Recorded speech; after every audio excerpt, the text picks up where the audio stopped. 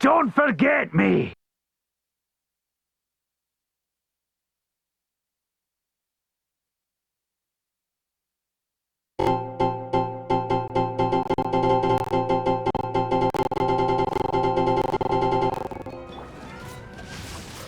Yeah, we're back before Genshin Impact. Today we're, and yeah.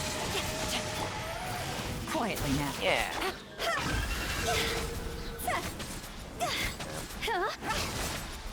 Oh, my spleen! Time to go. Yeah. This is order. Gather! Rain outlines your fate. Let me weave you a bow. Gotcha. Game's up. Fun's over.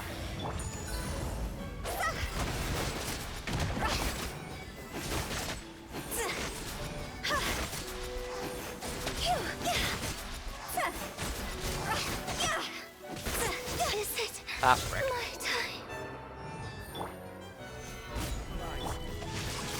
No, my sword. Busted.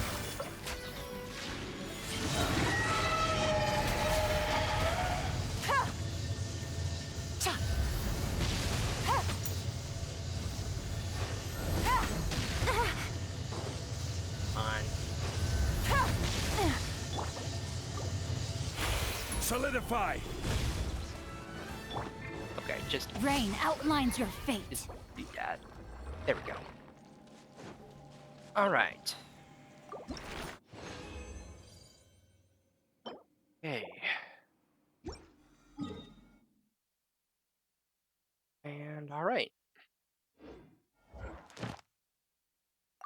Boop. And boop.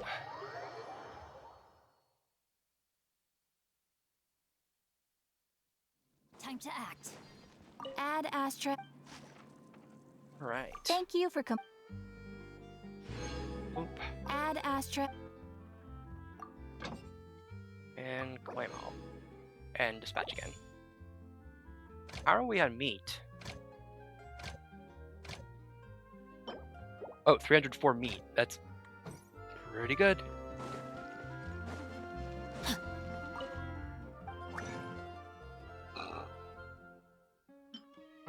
How are we on crystals? If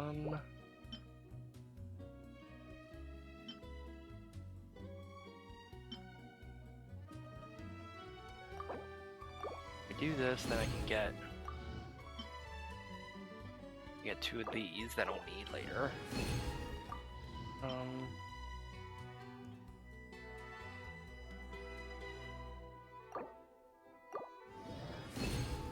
If I do that, then I can make 5 of these, which can make 1 of these. Okay.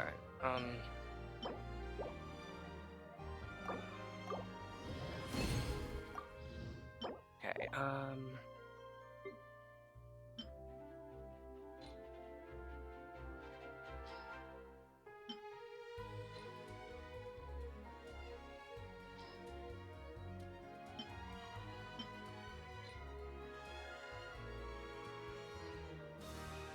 Okay.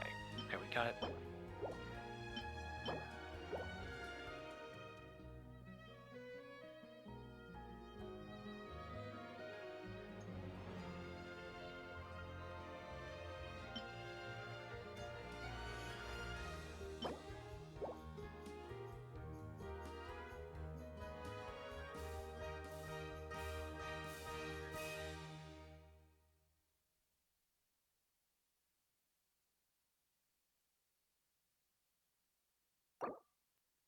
You need that much?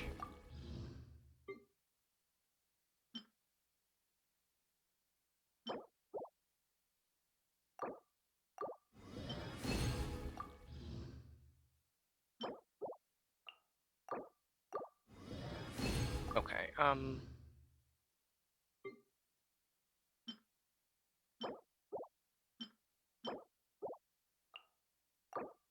more of these. Then one of these. And one of these. Okay. Actually, then I need a bunch of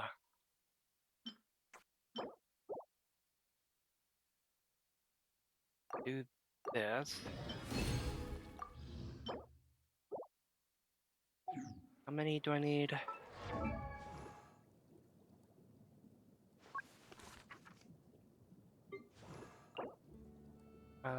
Well, I need a bunch of stars, but I need 24 of these things.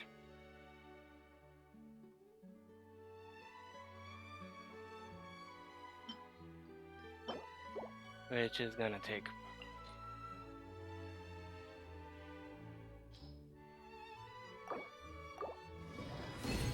No doubles, alright. Okay, right.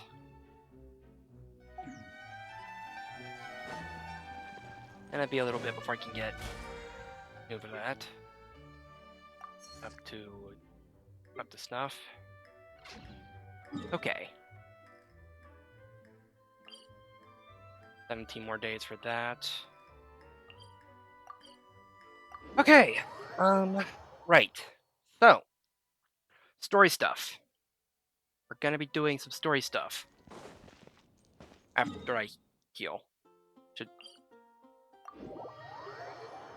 I should stop by the thing and actually heal, because that's... Okay.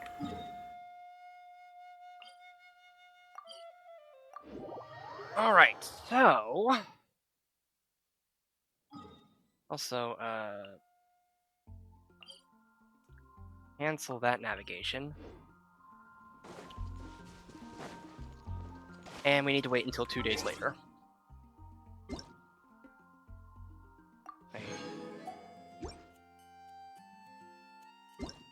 Alright.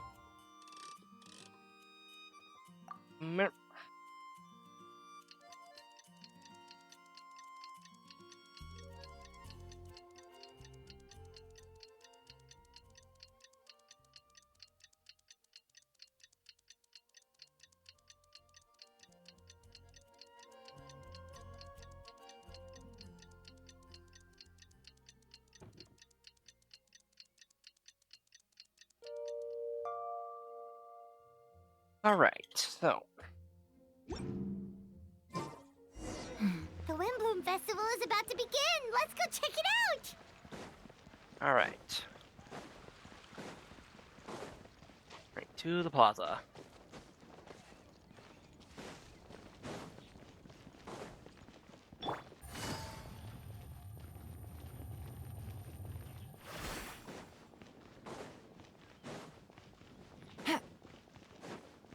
Take it easy. That's quite a crowd over there. Is someone doing a performance? Let's go see! Nah, maybe some other time.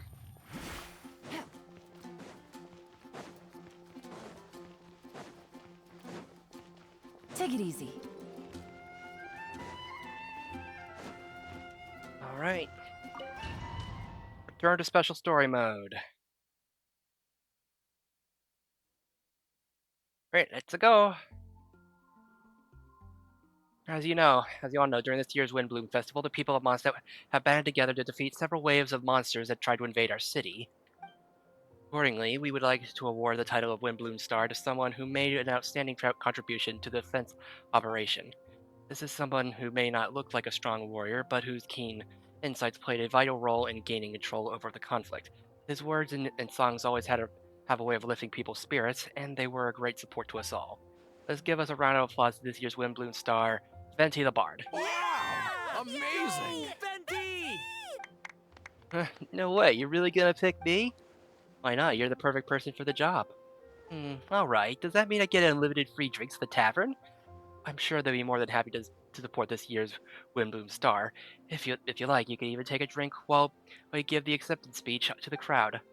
In that case, let me swap out the speech for a song. Everyone, the best bard in the land is about to begin his performance, so don't go away. Gather round and lend me your ears.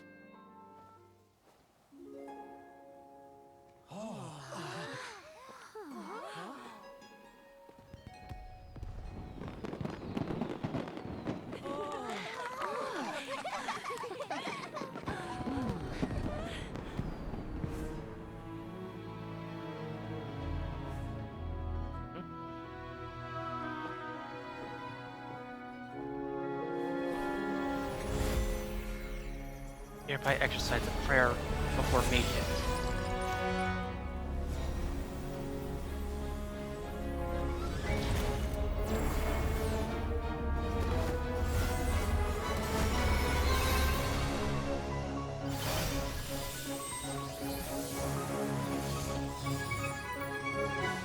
Whoa. Whoa.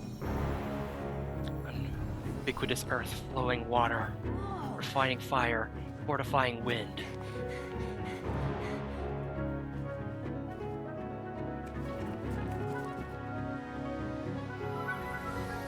Reverse the 18th roadly and 20th passage.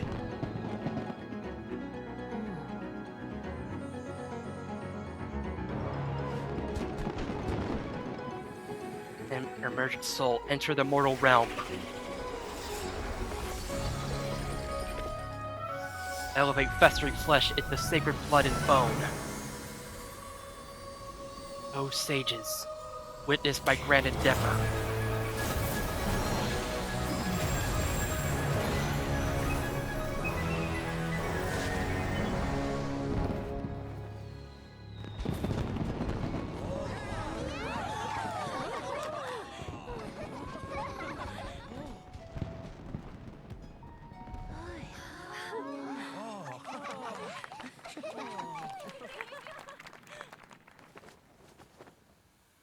How was it? Not bad, right?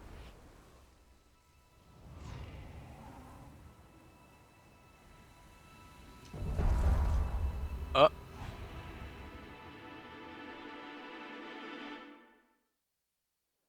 Hmm?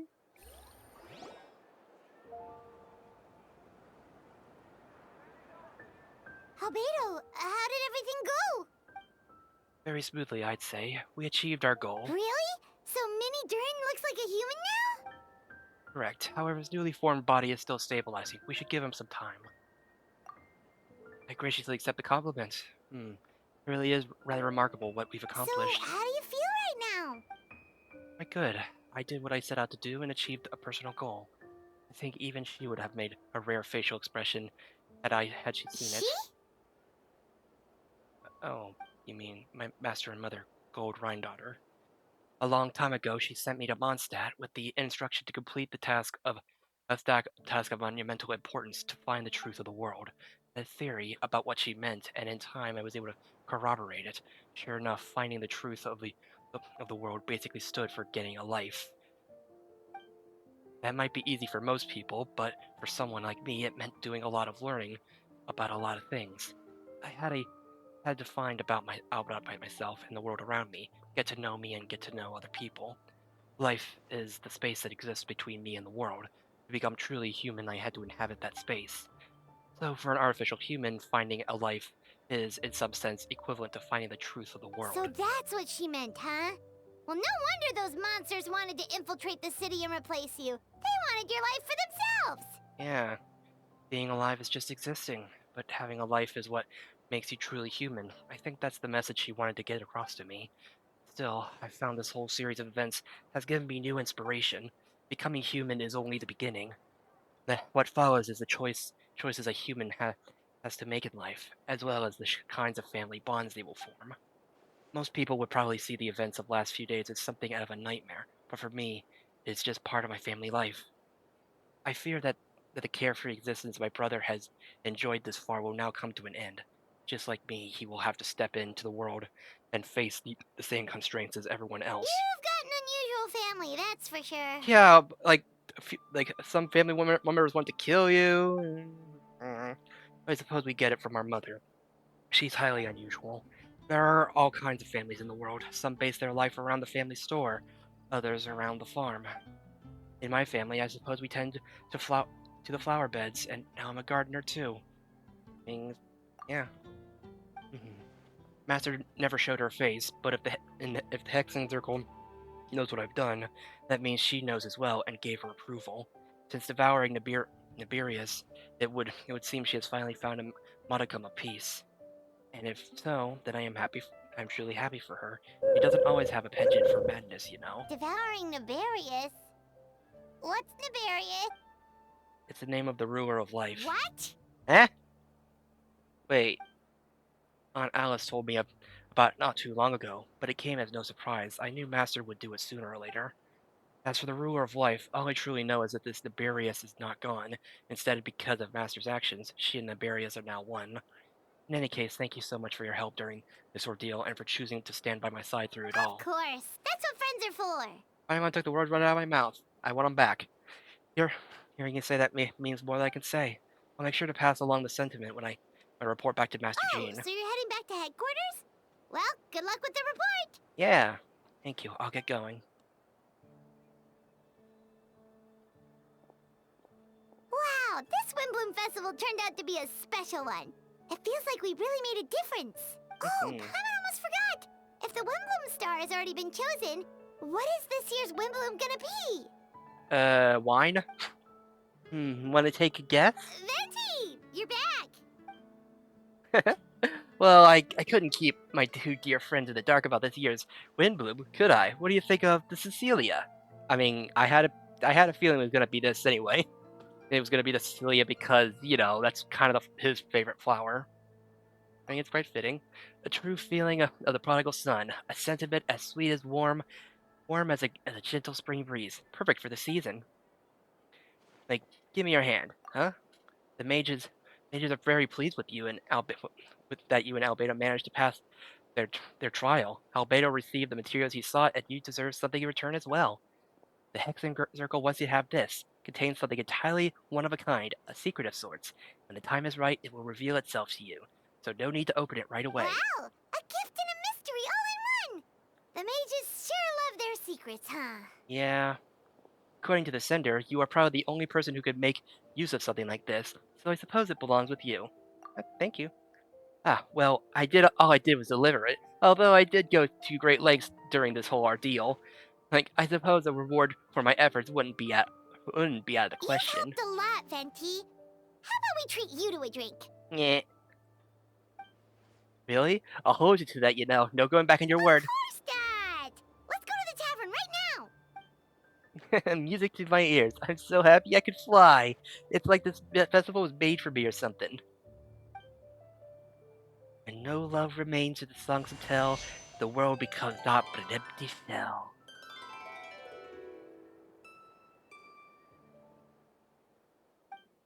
Cruel as said fate, cruel as it may be, were it not for a hero who could set us all free. Though through shadows so cold he sought wisdom untold, chasing a fragrance the wind only knows. Thus wistfulness waned and faded into night as he stepped from the darkness and into the light. Right, wow, I didn't realize that the ending was that close when I ended it last week. Whoops. I thought we were gonna have an entire new arc or something, but no. Yeah. All right.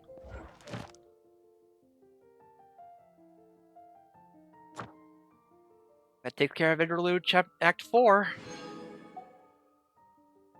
So, story quest? Oh, this story quest. Right.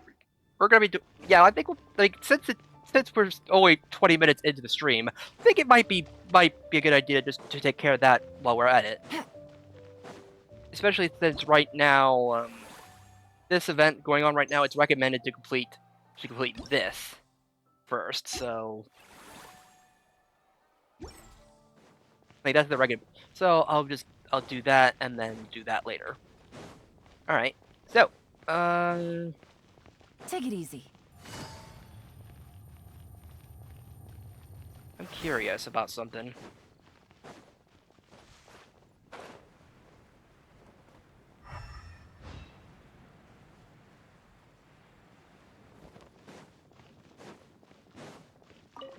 Curious about what there might be.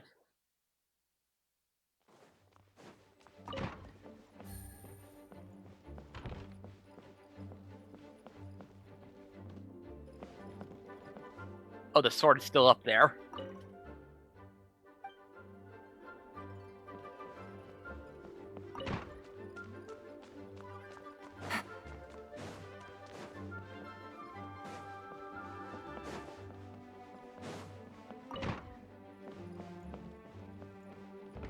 Nothing in here. No one's in here. Okay, so we're not able to get a sneak peek at Mini Durin. At least not yet. Take it easy.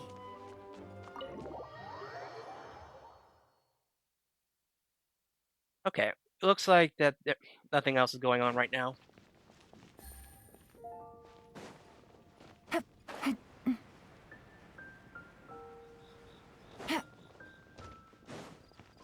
Looks like nothing else is happening around here. Take it easy.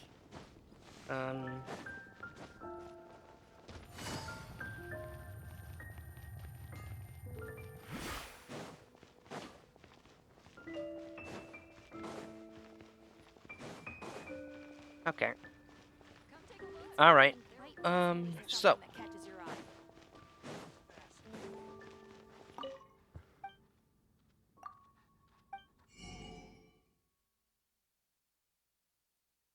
I just want to buy their entire stock.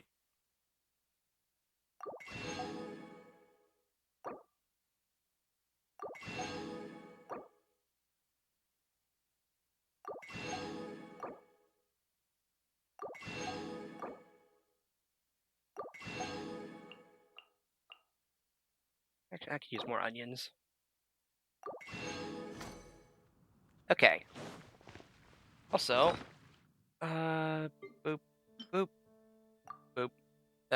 Because I'm jumping.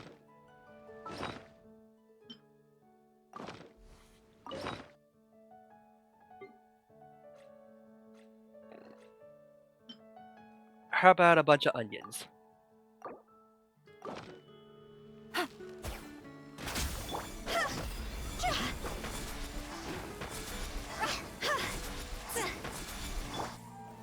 Stabilize.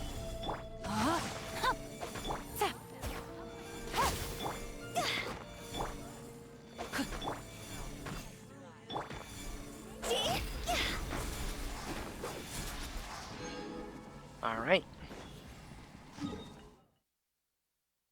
So,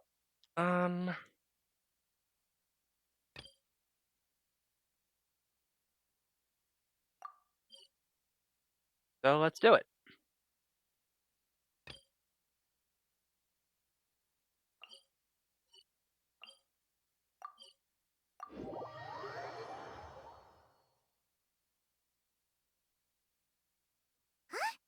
Is that Navia over there?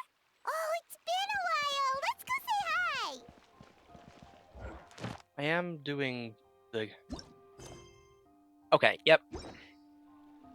All right. Let's get started. Huh?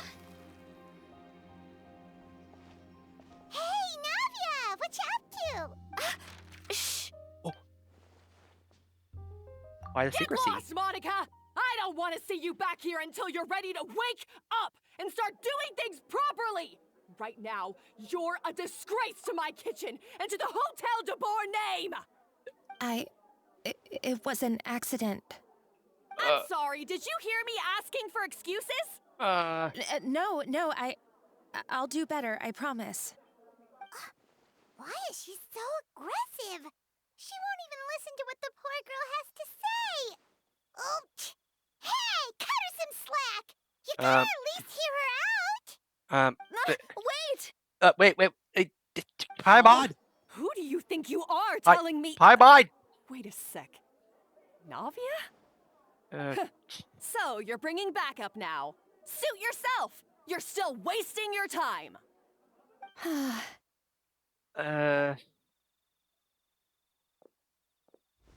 Savannah, is this how you always treat your staff?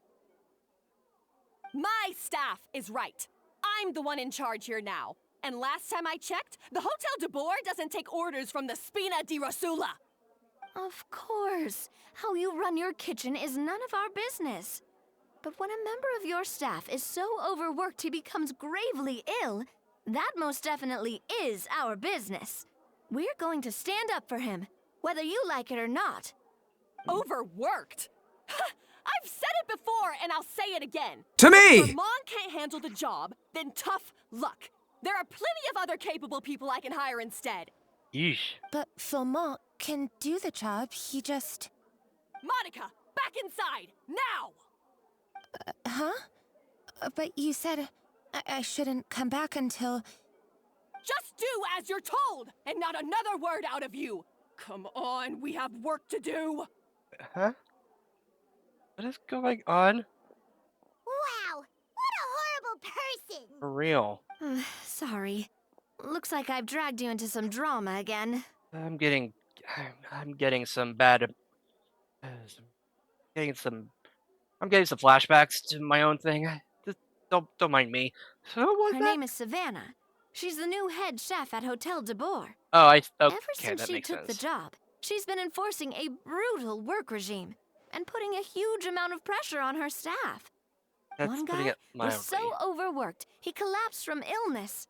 He's been bedridden for days, and he can barely even talk properly.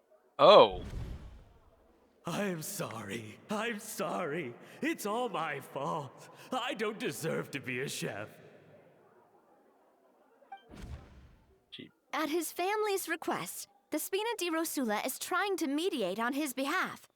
We're not exactly making a ton of progress, as you saw. Right. Savannah is adamant that Vermont's exhaustion and illness have nothing to do with her or how she's been running her kitchen. She's refusing to have any kind of meaningful dialogue with us. Our next thought was to talk to the other chefs at the restaurant and get a better idea of their working conditions. But with Savannah watching them like a hawk, no one has been willing to open up. And that's why I'm here, doing it the old-fashioned way. Camping out, watching, and waiting for an opportunity. You were waiting for Savannah to leave and then going to approach Monica? Oh, shoot! It all makes sense now. Sorry. Paimon should have thunk before she spoke. Did Paimon ruin everything? Oh, no, not at all, Paimon. Honestly, the way she was laying into Monica, someone had to step in. I'm sure I would have piped up if you hadn't. Right. And besides, I don't really think I'm built for espionage. I mean, you're not exactly dressed subtly. So, no offense. I mean, she's seen you now, so you won't get another chance. Yeah. So. Meaning it's gonna be all the more difficult to get the inside scoop now. Oh, I might as well head back to the Fleuve Cendre then. We'll need to come up with a whole new game plan. Paimon will join you. 'Cause this is kinda all Paimon's fault. Yeah, I'll join you too. Guys, it's fine. No, You don't need to worry about it. no, I'll join. That said, if you were planning to visit the Fleuve Cendre anyway, let me take you out for a meal. I'll make sure it's a proper feast. Well, that's A really an famous invitation. chef just joined the Spina di Rosula's tavern. Wait, what? Her name is... Sorry to interrupt. I just wanted to apologize for the scene you witnessed just now. We shouldn't subject our customers to that. This is a small token from us. It's some candy from Monica. She asked me to make sure it was delivered into your hands. Monica's the one apologizing? Huh. Clearly Savannah is the one who owes an apology. Yeah, but we take what we can get. Our head chef has been a little highly strung lately. Sorry for everything. Paimon, don't make things more difficult for her. Thank you for the gift. Alright. Since there's candy, Paimon will drop it. Not the candy. Yeah. Thank you for understanding. We'll make sure to pass your feedback on to Miss Savannah. Okay. If it won't get you killed. A little highly strung, huh? A little highly. I feel like that's basically just they're just trying to just trying to not get fired. I think with Savannah in the kitchen, even the waiting staff are on edge. Paimon doesn't get it. How did someone like her even become head chef? Yeah, that's what I'm wondering. Well, according to Fermat's family, she hasn't always been like this. Huh? But that's a story for another time. Let's try this candy. All right. Paimon totally gets it. Come on, dig in. All right. Huh? Hold on, there's something written on the wrapper. Clever girl. Find Escoffier. Hmm? Hmm? Escoffier? Could this mean... Huh? You know that name, Navia? Yeah. Let's stick to the plan and go back to the Fleuve Cendra for now. That's where we'll find Escoffier anyway. Huh. We'll find her in the sewers? Okay.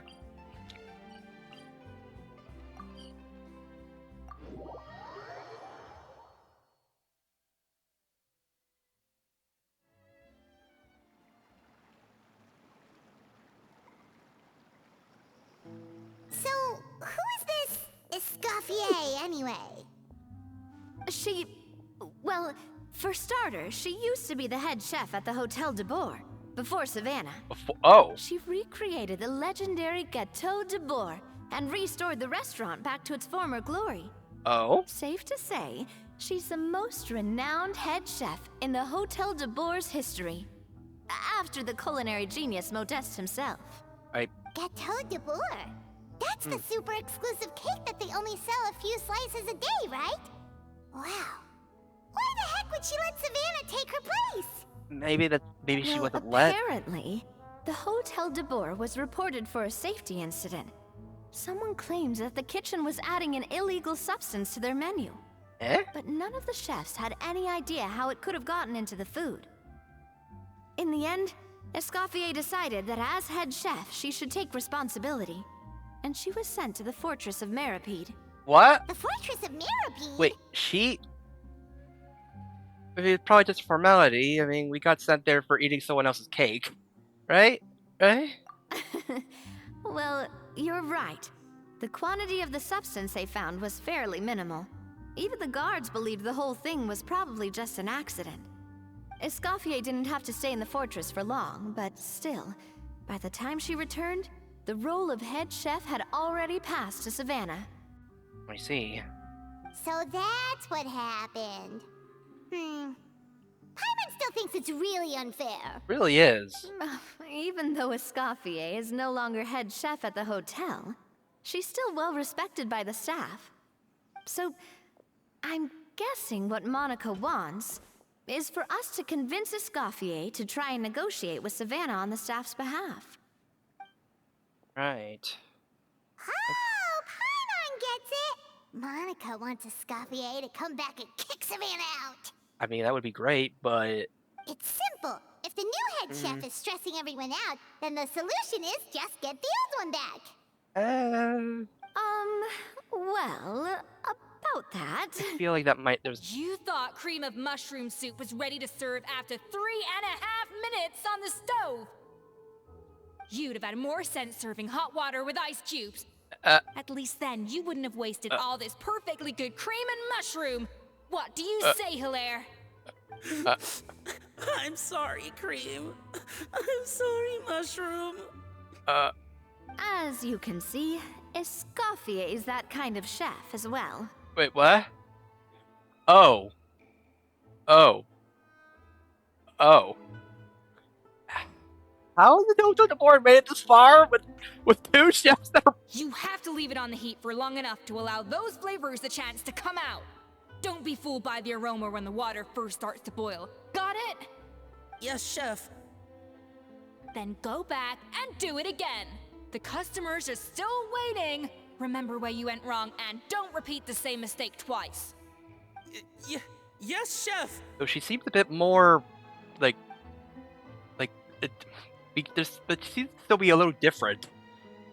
Like, actually offering critique instead of just saying, bro. Excuse us, Ready to be served?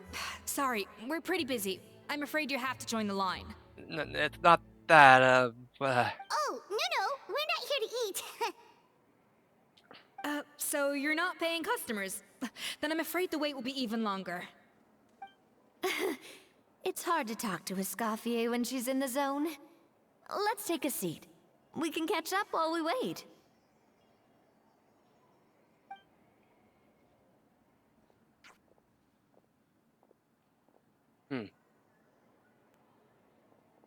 I mean, she sounds like she knows what she's doing, but the very...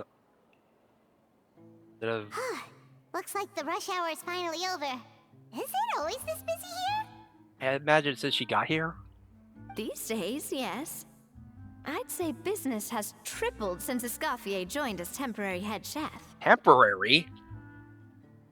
She didn't want to go back to Hotel de Board? Well, in her words, the Hotel de Boer doesn't need her anymore. It doesn't look like she's got any plans to go back. Really? I guess I'll be heading off then. Wait, take these home with you. We can't serve them now, and there's no sense in letting them go to waste. Oh. Oh, thank you, Chef. For what? Like I said, I just don't want them going to waste. Oh, and tell Fiamma to get well soon, so you're not running yourself ragged every single shift. Okay, I see how it is. Like, I see what you... Fiamma. That's the second time we've heard that name. Who is that again? He's the chef that fell ill from stress. Hilaire is his son. And with Mom stuck at home taking care of Dad, Oh. he decided to pick up some work to help pay the bills. Escoffier knows their situation, so she's been making some extra food every day for him to take home. Hey, I heard that, Navia! He's such a softie. I see. I told you before, no one's making extra food. Hilaire is making blunders in the kitchen, and I can't serve his failed dishes, so he might as well take them home. Sure. Yeah, failed dishes that just so happen to be nutritionally complete every single time. Hi. So, you two must be the world-famous traveler and her companion, Paimon, yes? Is there something I can help you with? Oh, so you know us already. We'll skip the introduction then. We're here to talk about Savannah. I mean... Oh, I certainly am. The Spina's headquarters are right next to the tavern. And I've lost count of the number of times Navi has come to pester me about it. I see. But I don't work for the Hotel de Boer anymore. And being ex-head chef doesn't give me the right to interfere with that business. But what if someone asked Besides, you to come back? I'm the one who persuaded Savannah to take the job in the first place. Wait, what? You did? What? Why would you do something like that? Well, she was a much gentler person back then. A little timid even. Really? She wasn't at all confident that she was the right fit for the role. What? Then... That's hard to believe. Are we definitely talking about the same Wait. Savannah here? Wait, then... Honestly, I do wonder if she's just emulating me. I mean, I'm not the most pleasant head chef to be around either. But I mean, she's self-aware. At least she's self-aware about it. Like, that's... Like, we're already... Like, she may be... Like, she may still yell at people, but it's clear she cares. Anyway, suffice to say that given the history between us, it'll be tricky for me to tell her she's doing her job wrong without coming across like a huge hypocrite. Fiamma and the others probably think that Savannah gets it all from me. I wouldn't be so sure about that, Escoffier. Look at this note we got from Monica. Yeah. She mentioned me. Yeah. Whatever shortcomings you feel you have, it looks like Monica still trusts you. As for the others, well, how can you know what they think unless you ask them? Monica. Plus, it's not like we're asking you to storm in there and raise hell. We're only in the initial phase of our investigation. All we're trying to do is get the other chefs to open up to us. Right. Oh, Monica. Oh, Monica. Escoffier? I can't believe her! Powdered sugar is supposed to be applied sparingly. Look at all that on the wrapper. It's thicker than the sole of my shoe. Unbelievable! I won't stand for this. She has to learn. Come on, we're going. Okay. Wait, so now she's... Well, whatever reason she came up with, at least she convinced herself to go have a conversation. Let's go catch up to her. We don't want to keep her waiting. I freaking love her. She is that terrifying, like, oh my gosh. Huh?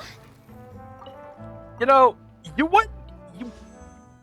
You wouldn't gather that from from her screenshot without even or from any of what because this is the first time I'm even hearing her voice or having any idea what her character is like. So I'm like, okay, all right. I guess we're going.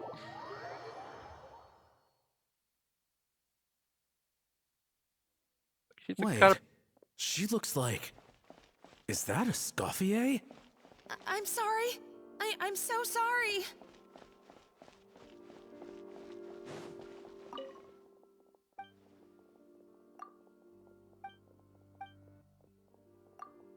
I didn't want to have your entire life story.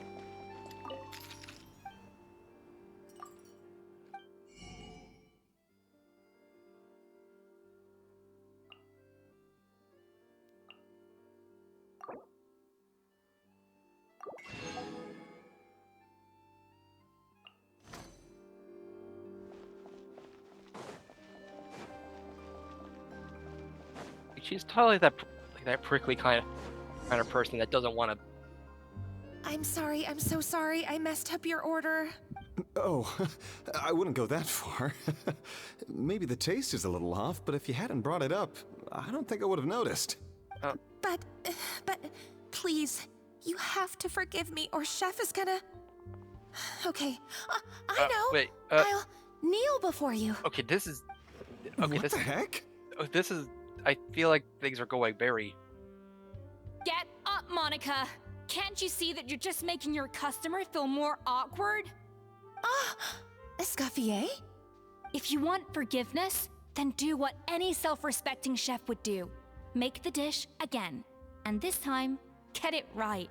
You cannot go begging your customers to feel sorry for you. Savannah said that I'm not allowed back in the kitchen until I've corrected my mistake. But if I can't go back into the kitchen, I can't do the dish over. Yeah. That's some backwards logic. What? How can you fix your mistake without being allowed to cook? If this is what Fermat had to put up with, then no wonder he had a breakdown. Yeah, for We real. apologize for interrupting your meal, sir. It's fine. With my layman's palate, it's not like I can tell the difference anyway. I was actually quite enjoying my meal until she appeared out of nowhere and started apologizing. Gave me a bit of a fright, to be honest. Oh, well, it's because Chef Savannah tasted a bit of the leftover soup from my pot and then threw me out of the kitchen. Gosh, that's pretty strict. Has she always been that way? I don't recall things being like this when Escoffier was head chef here. I gotta say, you're all looking a little worse for wear these days. I mean, Escoffier was strict too, but I think the difference is that her criticism was more constructive, so you knew what you did wrong and how to improve, and Exactly. we all knew that it came from a good place. Chef Escoffier was hard on us because she truly wanted us to reach her level. But these days, whenever we make a mistake, we just get told to wake up, get your head in the game, or just do it again. And it's only gotten worse since word got out that Chef Escoffier had started working again in the Fleuve Cendre. Oh. Monica, you don't need to call me chef. I'm not the boss here anymore. You should be. Yeah, but through no fault of your own, what happened back then, that wasn't on you, and all of us know that. That banquet was a huge event, and so many staff were involved every step of the way. With so many moving parts, there's no way of knowing how that lumiline ended up in the food we served. Lumiline. Lumiline? What's that? A new drug from the Fontaine Research Institute, produced from an extract of the lumitoile. Apparently it sharpens the senses, so they used it to treat people with impaired responses to stimuli. Oh, yeah, I've heard about that. They found out you can use it as a flavor enhancer since it stimulates the taste buds. Makes things pretty addictive. They also found that overuse can have mood-altering effects, and even lead to nerve damage. So it quickly ended up on the guard's list of controlled substances. Unfortunately, however, some food products containing the additive had already made it to the market by the time the guards banned it from the restaurant industry. Everyone knows that in all likelihood, someone probably just purchased a batch of contaminated ingredients by mistake. But you took all the blame. We all know why. We just didn't want to see this turn into a place where tensions are constantly running high, because everyone's suspicious of each other all the time. And now look at you, a fry chef in the Fleuve Cendre. What are you trying to say? Sure, the Spina's Tavern is no Hotel de Boer, but come on. It's not that bad, is it? Oh, the Fleuve Cendre, you say? Great. That's where I'm dining from now on. Wow, well. Monica, I'm very happy with my current job. And there's no changing the past. We just have to let bygones be bygones. Besides, at the end of the day, I was the head chef, regardless of whose mistake it was. Ultimately, the responsibility lay with me. If only Savannah was half the boss you were. I'm sorry? Do you have a problem with my conduct as head chef? Yes. No, chef. Yes. So, you do remember who's boss? Escoffier? I thought you'd left this place for good. What are you doing back here? What happened to you, Savannah? Why are you acting like this? When I turned this place over to you, You made me the head chef and gave up your right to tell me how to do my job. You're not the boss here anymore, so stop acting like you own the place. Whoa. Sounds like someone has a chip on her shoulder. Yeah, what the heck? Wait.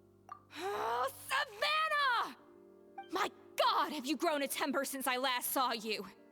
Have you put even half the amount of energy into improving your cooking skills, or are you still using the Pluie Lotus as an off-brand marcotte, thinking no one can tell the difference? That's none of your business! What happened to not storming in and raising hell? All bets are off the table. Ho! I was not expecting to see something this spicy as soon as Escoffier returned. Not the time! Huh? Fan Asian? Aye, miladies. Might I make a humble suggestion? Given that we have ourselves a tete-a-tete between chefs at the Hôtel de Bord, I dare say it would be de rigueur to settle this the traditional way. What is he talking about? The traditional way? That can only mean one thing. Sounds like we're in for a history lesson. That's right. I'm talking, of course, about the tradition established by Modeste himself. The cooking contest! Wait, what? According to legend, the founders of Hotel de Boer, Modeste and Savelli, used this method to resolve all of their disputes. Everything from petty arguments over next week's menu to disagreements over the strategic direction of the restaurant. The cooking contest would decide who had the final say. Huh. It sounds like they had a lot of free time on their hands. Yeah.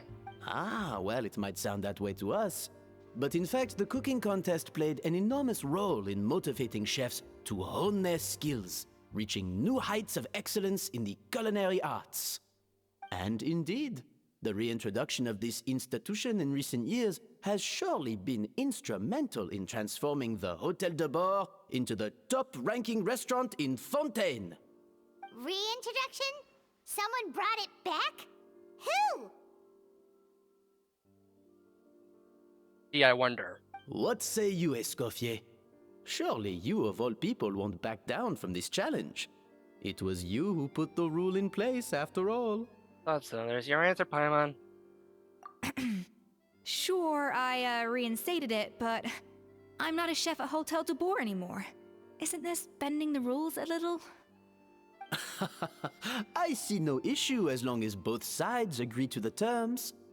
We could simply treat it as an exhibition of sorts. Savannah, any objections? Exhibition. Huh. No. If we're going to battle it out, let's put it all on the line. If I lose, it's up to you what happens to me. Wait, what? I don't want anything to happen to you. Yeah, that what? And if you lose, you hand over the Codex de Boer to me. Wait, what? The what now? The Codex de Boer? What's that? Only the legendary handbook written by the original head chef Modeste. Oh. It contains all his secret recipes, including Gâteau de Bourg. It's the Oh. greatest treasure in Fontaine's culinary world. And only the present and former head chefs of the Hotel de Bourg have the right to read it. Present and former. Wait, but that already includes Savannah, though.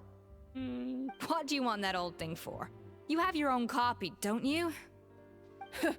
Don't take me for a fool. You know perfectly well what I mean. Huh? I want your copy, the original version, the one you took with you when you left us. I'm sorry, I must be missing something. You know, there's no difference between the original and the copy, right? They contain the exact same recipes. Stop trying to change the topic. What's wrong, Escoffier? Scared you're gonna lose to me? Or are you scared of me getting my hands on the original codex? What? Savannah, you may remember that we gave her the original as a parting gift to thank Escoffier for her years of service. Asking for it back feels a little, Oh, I'm sure it won't be an issue, as long as both sides agree to the terms.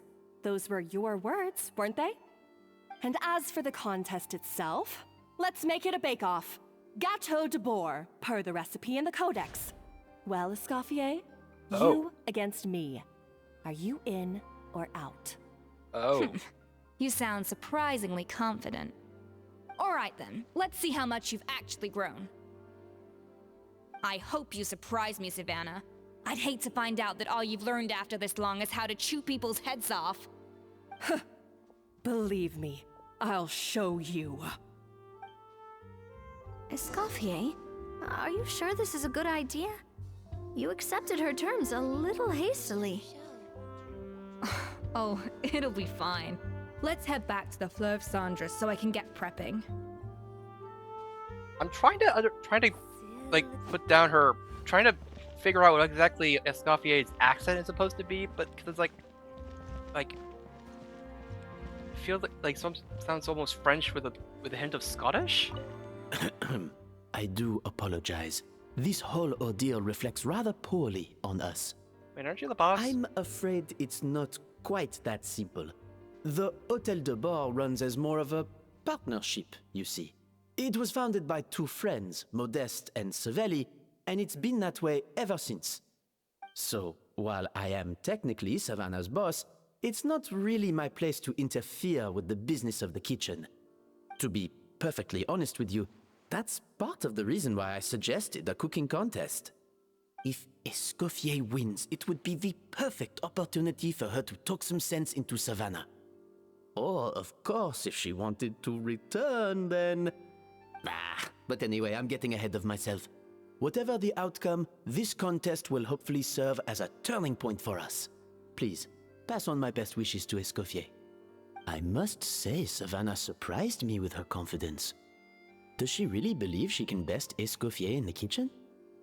I thought she was just blowing off steam when she first raised the idea to me.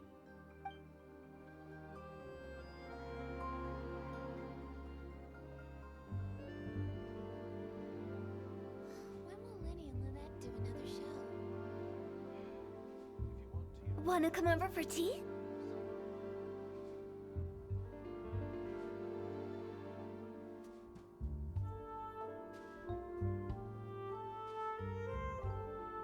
Silly churl, Billy churl, silly Billy, hilly churl.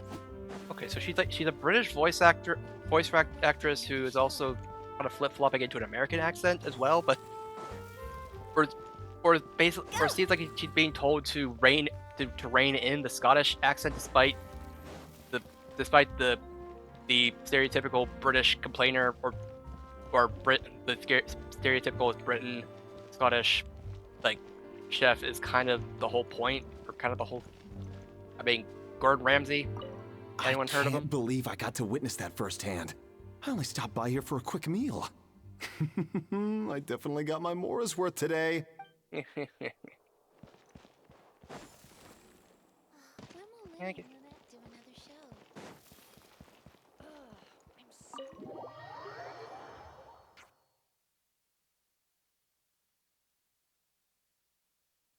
Oh wait, or yeah, Gordon Ramsay is British, not Scottish. Still, British, like, whatever. Huh? Whatever. It is what it is. Hey, there's a newsstand over there. Want to grab a copy of the Steambird? We know our Fontanian friends love a little drama. There's no way they'd let their readers down. Isn't that Charlotte? And standing next to her, surely that can't be Kinich? How about... Lost treasure resurfaces at last. Behold the beauty of the Remurian teacup. Hold on. This one's a gem. Illegal restaurant serving Saurian stew. Proves surprisingly popular. Pretty shocking. But it still feels like it's missing something. Ah, got it. Udex gravely wounded in shocking stabbing. Set to miss cross-border smuggling trial. What the frick are we what? My oh my, that can't be for real. Fine, I hate to admit it, but you won this one. Huh? What? What just happened? Did Paimon hear that right? Nevelet was stabbed and gravely wounded? I feel like this has to be tabloids. No, surely that can't be right. Can it? If it is, we're all toast. I thought I heard some familiar voices. Well, if it isn't Traveler and Paimon. What a coincidence. Mr. Kinich and I were talking about you two just a few minutes ago. Unfortunately for me, he's a very loyal friend. I pressed him for some juicy details, but he Like, fortunately for me, he's a very loyal friend. I pressed him for some juicy details, but he remained tight-lipped about you. So, anything you want to share with me about the great Traveler's triumphant exploits in Natlan? It was a team effort. Modest as ever. Anyway, I'm getting a bit ahead of myself, sorry.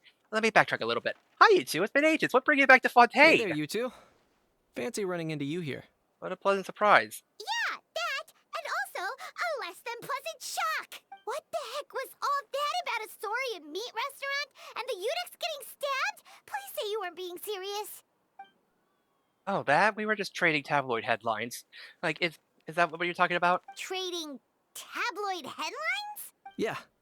Charlotte and I were having a little contest to see who could find the most ridiculous fake news stories. Oh. Either I got lucky, or I have a knack for honing in on the most outrageous material.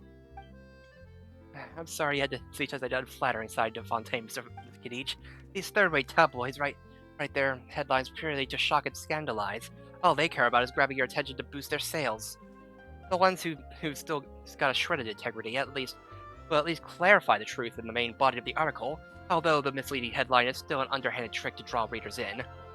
But others like the one we were just reading aloud, have no qualms about making outright fabrications. If I had to quantify it, I'd say about 1% of what they write is the truth. That's generous. That's pretty lenient of me, Miss Kinich. Him? Lenient? Oh, you gotta be kidding! But don't get me wrong. I'm not trying to give credit to these so-called news stories for occasionally including a grain of truth.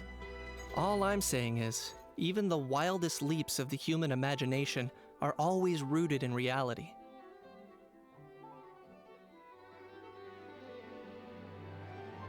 You mean all those fake headlines you mentioned actually do have some basis in fact? Okay, so the Udex got stabbed, but it was a hangnail. Or a paper cut. Sure they do. For instance, there was in fact a smuggling trial recently. Considering the amount of speculation surrounding the smuggled goods, it's no wonder there are rumors about restaurants serving saurian meat or teacups being unearthed from ancient ruins. But in reality, the goods in question were simply a few ancient relics dug up from ruins in Natlan. Rest assured, no saurians were harmed in the process. Oh, good. And if you wonder why the Udex didn't preside over the trial, it's because this case was assigned to another judge right from the outset. It's not as if the Palais Memorial has only one judge. We can't expect Monsieur Neuvillette to handle every single case himself. On a more interesting note, the trial in question went remarkably smoothly, and it was all thanks to Mr. Kenich's testimony as a key witness. Oh, okay. Paimon was so busy freaking out about those headlines that she totally forgot to ask why you're here in Fontaine, Kinich. Yeah, what? With all misunderstanding, the world's not gonna end. Maybe not, but it'd even be a better world for me if Mr. Kenichi would agree to another exclusive interview with the Steambird. It was a pretty open and shut case, and my testimony in court was clear enough. But I'm guessing, Mademoiselle Charlotte, that you're less interested in the case than you are in trying to uncover some news stories about Natlan. Rat, you saw right through me. I guess I'll put it down to keen instincts of a renowned saurian hunter. Any response to that, or...? I appreciate your kind invitation, but like I said, storytelling isn't really my forte. Maybe you can get an interview with a How? Kanich the speechless! Kanich the tongue-tied! Huh? If you're dead set on doing an interview, why not talk to the Traveler instead? Back to me again? Of course, that's a brilliant idea. But it also means I'll need a bit more time to prep. Let me put together a thorough list of interview questions. Sounds like I'm not allowed to refuse. Well, I know I can be persistent, but at the end of the day, it's your call. Anyway, I should probably get back to work. I also need to go track down a Gastonniere and report these increasingly outrageous tabloids. Farewell, my friends, until we meet again. Charlotte never stops, does she? Right. Anyway, Paimon just has to ask. That How thing that popped out before, or was it a How? It kind of looked like a How, but at the same time... Oh, that thing. What? Yeah, that was a How. Huh? What's up with him? Like, he's still noisy, but he's way quieter than before. It's like he's trying to hide or something. Maybe he's not acclimating very well to Fontaine. Could be. Not acclimatizing? Aw, poor Almighty Dragon Lord is not feeling well. Too bad he can't come out to argue back. What do you mean? There's nothing physically wrong with him. It actually has to do with a strange law we learned about after arriving in Fontaine. Apparently, it's forbidden to release flying objects within Fontaine city limits during the first 3 days of each month. Oh! Wait. Oh. I get it now, and I'm sure Paimon gets it even better. Paimon sure does! Paimon's been down this road before. There's an easy solution. As long as Kanich holds onto a How's tail, he'll be considered an Almighty Dragon Lord balloon, not a flying Almighty Dragon Lord. What? Wait, I'm sorry. The rule about... the flying object law?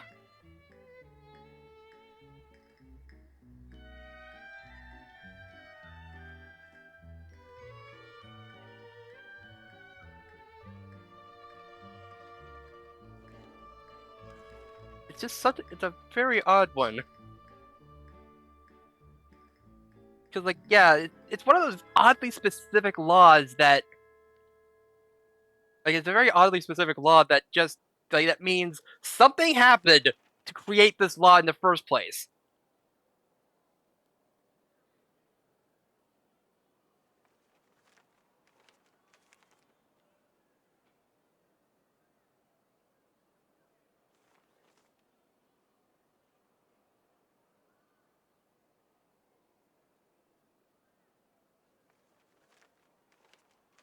Such a strangely specific law, but...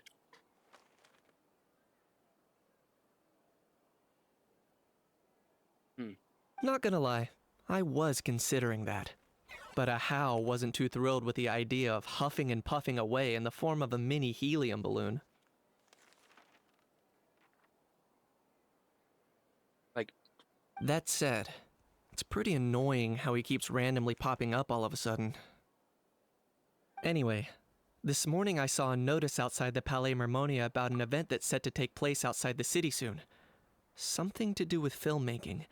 I hear that's all the rage here. I was planning to stay here and do some exploring for a few extra days anyway, so I think I'll go check it out. It'll be a good chance to let that noisy helium balloon out. He might even learn a thing or two. If you're free, why don't you come along? I mean, sure thing, how angry he always makes my day. I know where it is, so let me lead the way. It's simple. My plan worked.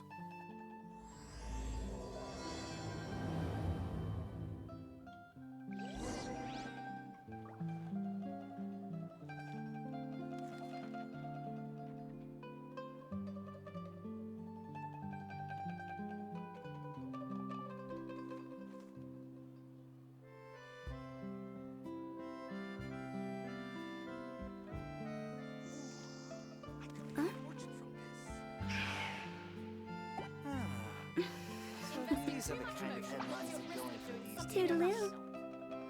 Like, yeah, that was back when Farina first appeared, like that was the law that she got us with to get us in trouble when we first met. Which was the flying object law.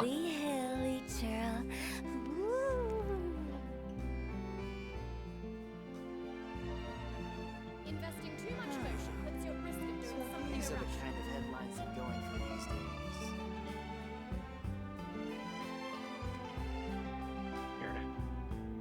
Anyway.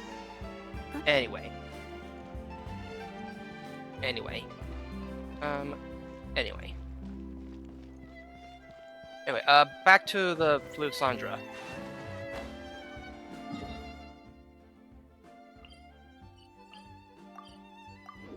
Right, we're in the middle of another quest right now.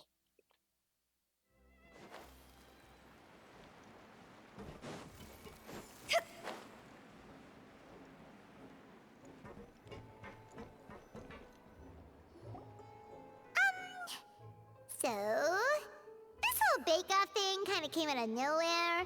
Was it really sensible to just go along with it? Well, I got a sense that she's holding something back. But we chefs always express ourselves in our cooking. So if she won't talk, this might be the best way to find out what's really going on with her. Huh? Holding back? Sure didn't sound that way to Paimon. Escoffier only picked up on it because she's the same way. Always closed off, never letting you know what she really thinks. That's patently false, at least where your macarons are concerned. I've been nothing but truthful with you about the disgraceful amount of sugar you use. Okay. That's one case where you can keep your thoughts to yourself. What's up? Oh, that? Well, it's not so much a recipe book as a diary of Modest's adventures. Really? Back in the day, he and his good friend Savelli explored far and wide, partly adventuring, partly looking for new ingredients and developing new recipes. Their creations had an enormous influence on the course of Fontaine cuisine, turning it into a much more vibrant and diverse scene. For instance, legend has it that the original Gâteau de Bourg was made using a special secret ingredient that Modeste discovered on one of his adventures. So rare was the ingredient that they could never make more than 16 slices of the cake per day. But everyone who tried it claimed that it was one of the most blissful and invigorating things they had ever tasted. Modeste and Savelli went on to found the original Hôtel de Bourg, which catapulted them to stardom in Fontaine's culinary world. Especially Modeste. He was hailed as a once-in-a-generation genius, and over time, the recipes from his adventure log became known as the Codex de Bourg. Ah, Paimon's heard this kind of story before. Armed with the Codex, the Hôtel de Bourg took its rightful place as the finest restaurant in the land, serving those recipes for centuries to come. Something like that? What? No, of course not. Cooking is a constantly evolving art form. How can any restaurant survive if they only serve food that was popular last century? Anyway, never mind centuries. Savelli and Modeste parted ways not even 10 years after their rise to fame. Then, Modeste passed away while he was still in his prime.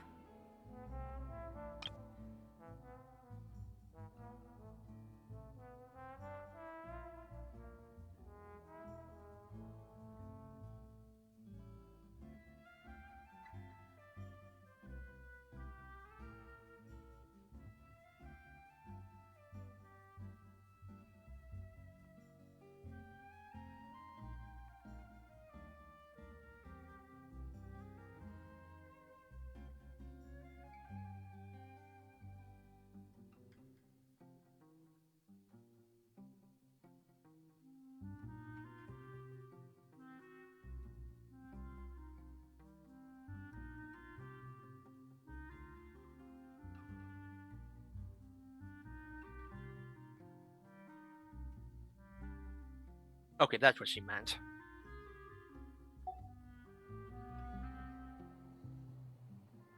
And that was it. The end of the Hôtel de Bourg's heyday.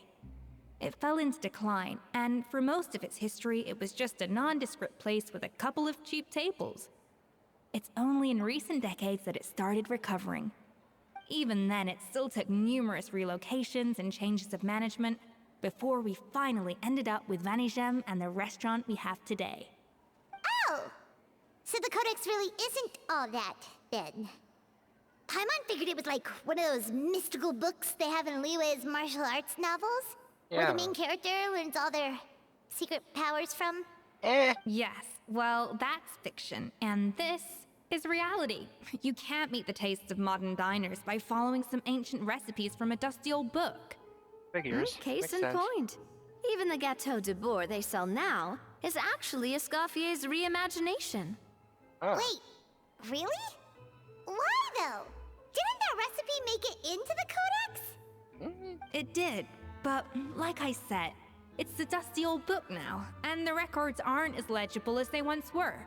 Not to mention that there's no way of finding the secret ingredient Modest wrote about. So, reimagination is right. I consulted some historical records and took what I could from the Codex. But ultimately, the Gâteau de Bourg of today is my own recipe. As for why we gave it the same name and kept the tradition of only selling 16 slices a day, well, you've got Vanigem's business sense to thank for that. Ah. Oh. Huh. Well, that kind of takes all the mystique out of it. Tell me about it. Hey now, it might not be the original Gâteau de Bourg, but it's still the most delicious cake in Fontaine today. And who knows, maybe Escoffier's version is more suited to your palate. Just think, if the original truly was the perfect cake you're imagining it to be, there's no way the recipe would have been lost to history, right? Right. Not to mention that the Hotel de Bourg never would have fallen into a slump.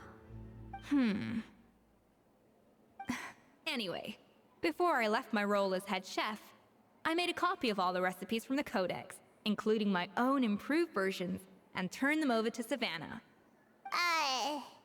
So why is she so interested in the original copy? Could it be a symbolic thing? Like, whoever holds the original Codex de Bourg is the true head chef? Well, it was clearly precious enough to give to Escoffier as a parting gift. Meanwhile, Savannah only got a copy. Maybe from her point of view, it's like management doesn't truly see her as being worthy of the role. You think so? The only thing is, it was her suggestion to gift me the original in the first place. Well, a joint decision by her and Vanigem. But still. What? Huh. Guess she's had a major change of heart since she became head chef. Yeesh. Who knows? We could speculate forever. Better to just let our Gâteau do the talking. What does that mean exactly? It means vesting her in this bake-off, and then getting her to explain herself, even if I have to beat it out of her with a spatula. You don't mince words. However much she's changed since we worked together, I believe that she still has her chef's pride. And if she respects the art, she'll respect the outcome of our contest. Well, I'm confident that you and your spatula can get justice for Froment. All you need to do now is win the contest. But that should be a breeze for you. Let's not get too ahead of ourselves. Gâteau de Bourg is very complicated to make. Usually, it takes 3 chefs working in tandem to cover everything. Now, if I had to push it, I could probably do the work of 3 chefs myself. But I'd prefer to play it safe if I can find a couple of assistants in time. Well, that's easy. The 3 of us are veterans in the kitchen. You just need to pick 2 of us. Well, I have heard the Traveler is an accomplished cook, as well as a warrior. But be warned, I will hold you to exceptionally high standards. Think you're up to the task?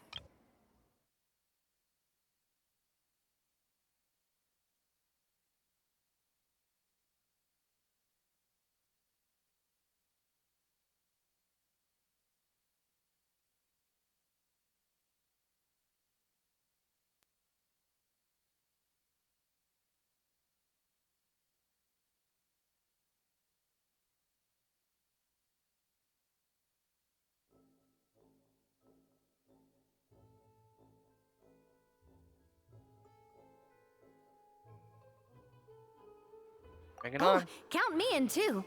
I've spent weeks perfecting my macarons after your scathing review. Even if it means competing against the Traveler, so be it. I'll show you what I'm made of. Confident. I like it. Alright, let's start with some elementary mise en place. Show me your knife skills. Eh? Show Escoffier your knife skills. Use normal attacks to cut fruit.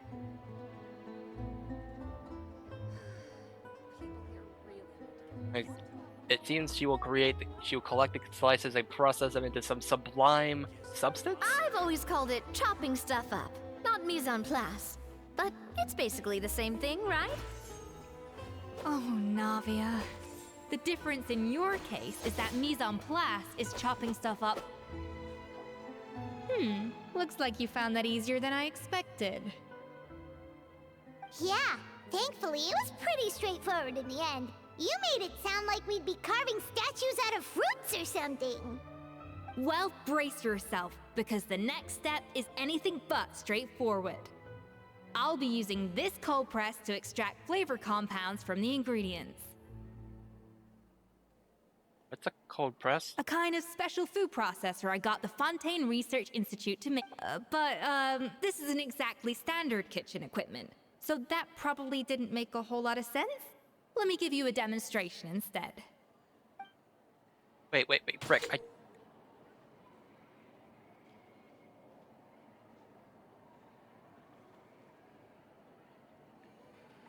Got a special food processor I got used for cold temperature extraction to isolate the essence of cooking ingredients, which can then be used to flavor dishes more precisely. That could be standard kitchen equipment, so that probably didn't make a whole lot of sense. Let me give you a demonstration instead. Okay. I've always got to chopping stuff up, not messing. Like in your case, Navia, the difference in your case is that Mouse on Place is chopping stuff up without sending juices flying all over the kitchen. Okay. Alright, alright. I just missed a few lines, so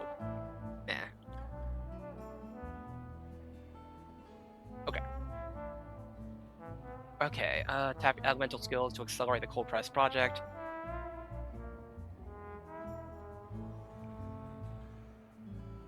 Custom-made equipment from the Fontaine Research Institute, huh? That's some pretty high-tech food prep. Paimon's never used anything this weird before. Cool. Not weird.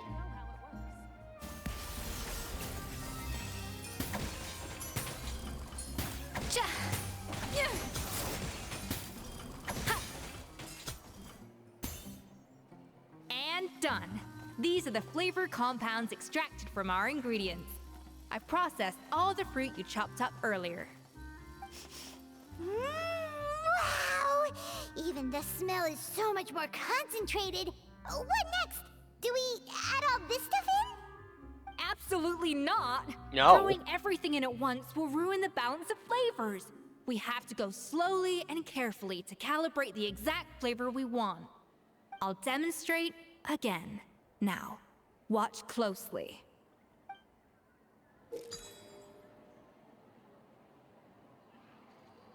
Learn at Escoffier's feet and master her precision cooking. The flavorings you got.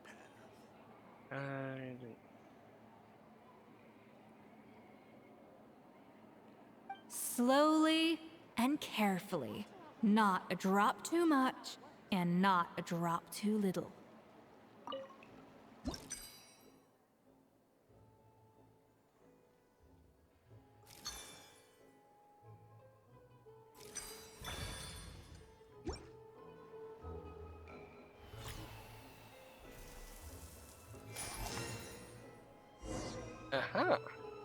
And voila! Now it's your turn.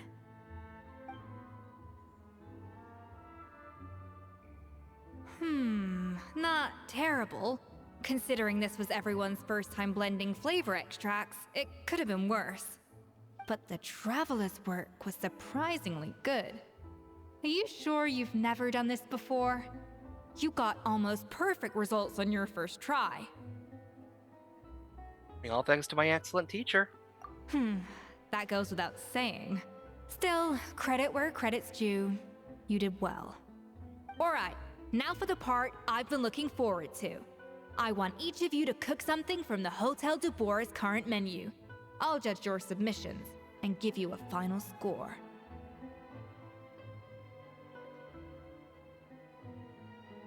Final score? That's right. The true test of your cooking skills is the finished product. It'll be good practice for the contest itself. Now get to it. Chop chop!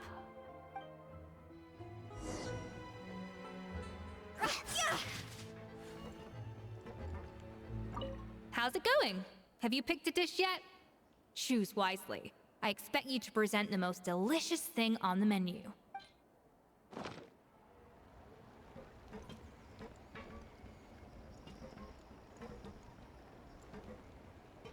Guess I'm finally on the right path. Wait, am I supposed to, like, go... Wait, am I supposed to...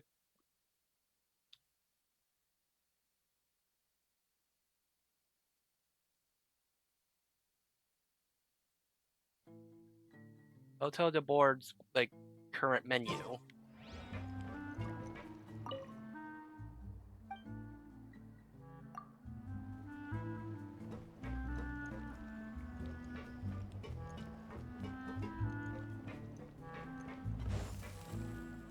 How's it going? Have you...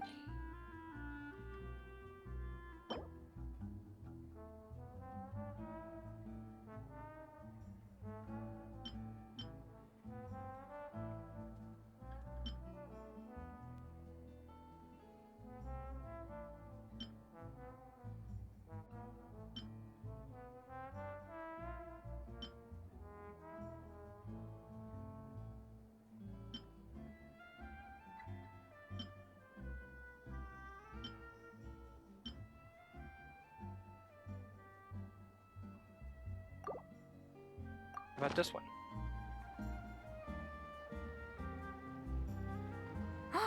Look at that! With the grace of a snow-winged goose, as I like to say. Now, let the grating commence.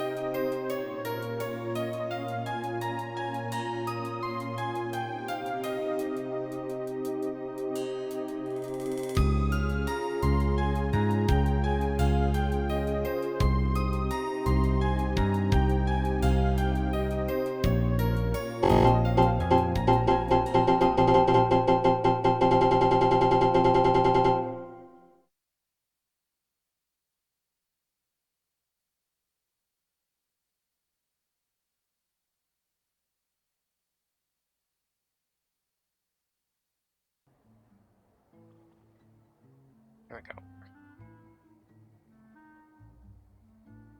Sorry about that. 6 points. What?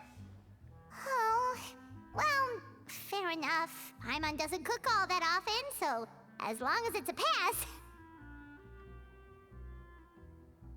That's 6 out of 100. Jeez!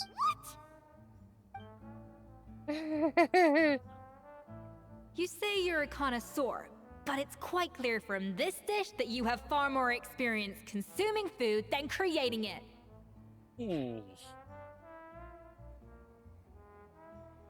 By that logic, I suppose you think listening to Lady Farina on repeat every day would make you an opera singer. Oh. Me next, me next. I'll have you know that this batch of macarons has 2 whole tablespoons less sugar than my previous ones. Wow. So you went from 12 tablespoons to 10? Well, it's nice to know you actually measured it out. Because it tastes like you just threw in whatever was left in the jar. 6 points. Dang. Aww.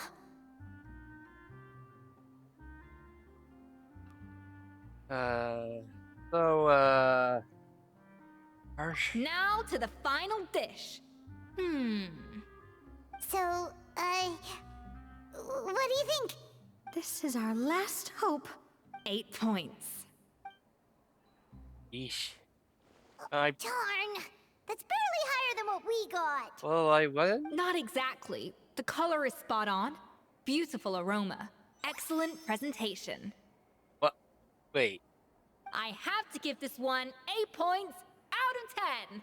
Maybe even 9 points. Wait, why is the grading scale so different? How did you pull that off? It's all the practice of cooking for you, Paimon. Don't get me wrong. There's room for improvement. But still, this is clearly the work of an accomplished chef.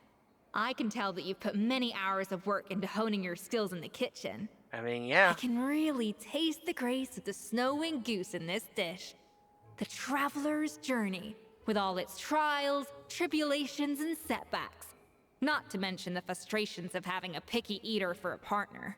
Yeah. Hey, you made that last part up! No way did you taste that! I mean... Well, it looks like I lost fair and square. I guess you'll be taking the Traveler as one of your assistants then? But if it takes 3 chefs, that still leaves 1 slot remaining. Maybe Paimon and Navia should keep practicing and see how it goes? Chef Escoffier! Oh, it's Hilaire! What brings you here? I heard the news about the cooking contest. You're doing Gâteau de Bourg, right? I was just wondering if you needed any help? And you think you're up to the task, do you? Oh, no, I know I'm not there yet. It's actually my dad who wanted to help.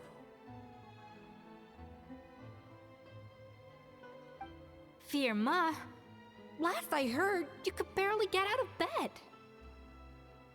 Chef Escoffier, Navia, Traveler, thank you all so much for everything you're doing for me and my family. I've had enough of sitting around at home while you run yourselves ragged. If you let me, I'd like to help you win this cooking contest. Oh, are you up to the task for me? Yeah, I was gonna say the same thing. Don't you worry. I'll be fine. I'm feeling much better now. I'm sorry. I know I've been rather useless these past few days, but not anymore. The fact is, I'm a fine chef, despite recent events. I've proven myself in the Hotel de Bourg kitchen, so if anyone's qualified to work under Chef Escoffier, it's me. I think. I mean, I hope so. Firma, have you even set foot in a kitchen since leaving Hotel de Bourg? I have not, but I'm fully rested now. I know I can handle it. I'll prove it. Let me whip something up for you right now.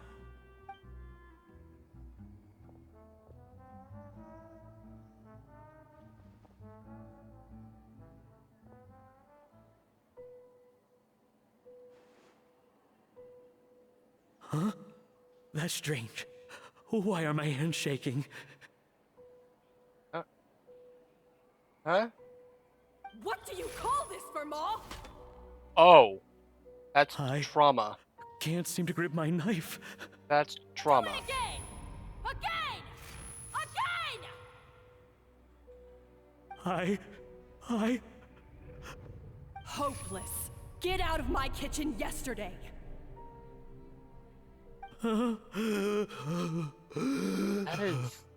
That is... Dad, Yike. what's wrong? I don't understand. I was feeling so much better, and then Will I never be able to work in a kitchen again? Dad, talk to me. What happened? I think the real issue here is not physical exhaustion, but psychological trauma. Monica, when did you get here? I didn't know you'd arrive. Probably because you were all concentrating so hard on your cooking. I didn't want to interrupt your flow. But anyway, Verma, I'm so sorry.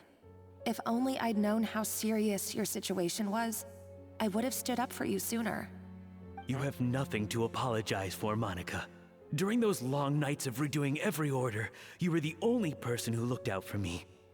Oh, come on. All I did was make you some tea. I doubt it was much help. Savannah was so ruthless toward you. I probably should have brought you something stronger. She sounds like the worst. All right, another Savannah horror story. Let's hear it. She's been getting harsher and harsher on us ever since she heard about Escoffier's new role in the Fleuve Cendre. Seems like no matter what we make, she'll find something wrong with it. What is this? It looks like a dog's been at it. In the trash now! Then she orders us to redo the dish again and again, but we never know what's going to make her happy. Do it again, do it again, do it again! That... Every time you remake it, you just get another earful from her. Either straighten yourself out, or get out of my kitchen! So now, it seems like just picking up a kitchen utensil gives me flashbacks of her yelling at me. Oh man, that must be awful. Horrible. The more I want to get it perfect, the more my hands shake, and the more scared I am of making another mistake. How can you give up so easily, Fiamma? You weren't a quitter when you were working for me. And even under Savannah, you talk about working late into the night trying to perfect your dishes. That says to me that you still hadn't lost that determination to prove yourself. What changed? I don't know what's come over me. When I think back, I just remember feeling like my heart and my hands were growing heavier and heavier as the shift went on. Each time I had to redo a dish, my heart sank a little further. Maybe Savannah was right. Maybe I am just hopeless at this. She's the problem, not you. Dad. I see. Well, it sounds like there are some deep issues at work here. Ones that won't be resolved by merely seeking compensation. Yeah, we need... I will win this contest, and after that, I encourage you to approach Savannah and talk this out. But Really? what if you can't find another assistant in time? Clearly, I'm in no state to help out. You think being one person short will ruin my chances? Let's not forget, I taught you and her everything you know. Even if I had to go it alone, I would present the perfect gâteau. Oh, well, Paimon and Nadia will still keep practicing, just in case. I mean, I'm still here. And so will I. Yeah! And if worse comes to worse, we can always get the Spina di Rosula to put out an emergency call for chefs. There's gotta be someone out there, right? Right. Actually, I thought maybe I could help. That's sort of why I'm here. Oh. What? Why didn't you say so? I was going to, but then... Well, this is the first chance I got. You do this for us? Thank you so much, Monica. Alright, fine by me. But aren't you still working for Savannah? Joining the other side seems like a guaranteed way to put your future employment in jeopardy. I know, but it's all right. I've made up my mind. With the way things are, I can't keep working for Savannah much longer anyway. Unless I want to become the next Fermat. I'm done with sucking it up. It's time to try and turn things around. If this cooking contest can get Savannah to see the error of her ways, then I'm sure she'll forgive me for this. Right. Well, Hyman didn't think we'd be poaching from Savannah's staff to get our third person, but there you go. Anyway, Monica's a professional chef, so nothing could possibly go wrong now. Well, we need... Great. But Then what it's about settled. test? Should we And test to her? congratulate you all on making the team, I propose a Spina-sponsored meal to celebrate. Don't we need to practice, Spina though? sponsored? Wait, you mean I'm cooking? Well, I promised the traveler a feast in the Fleuve Cendre. And I know how much you've been looking forward to it. I mean... Feast, Hey, feast! I can help cook. All right, if you insist, then prepare for some of the finest food of your lives.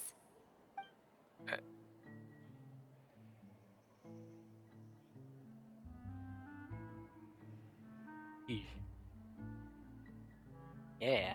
That's not a bad idea, actually. Wait, hold on. You need to finesse that further.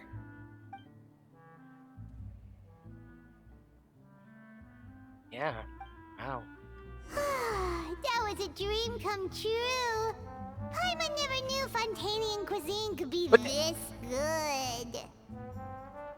Navia? I wish I could eat that all over again. It's not often that Escoffier goes all out like this. And it's all because of you, Traveler.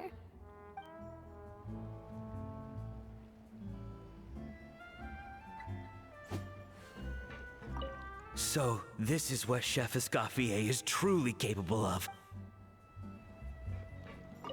Wow. I don't know if I'll ever be able to cook as good as that. Well, I mean, practice, practice, practice, right? I guess I'm finally on the right path.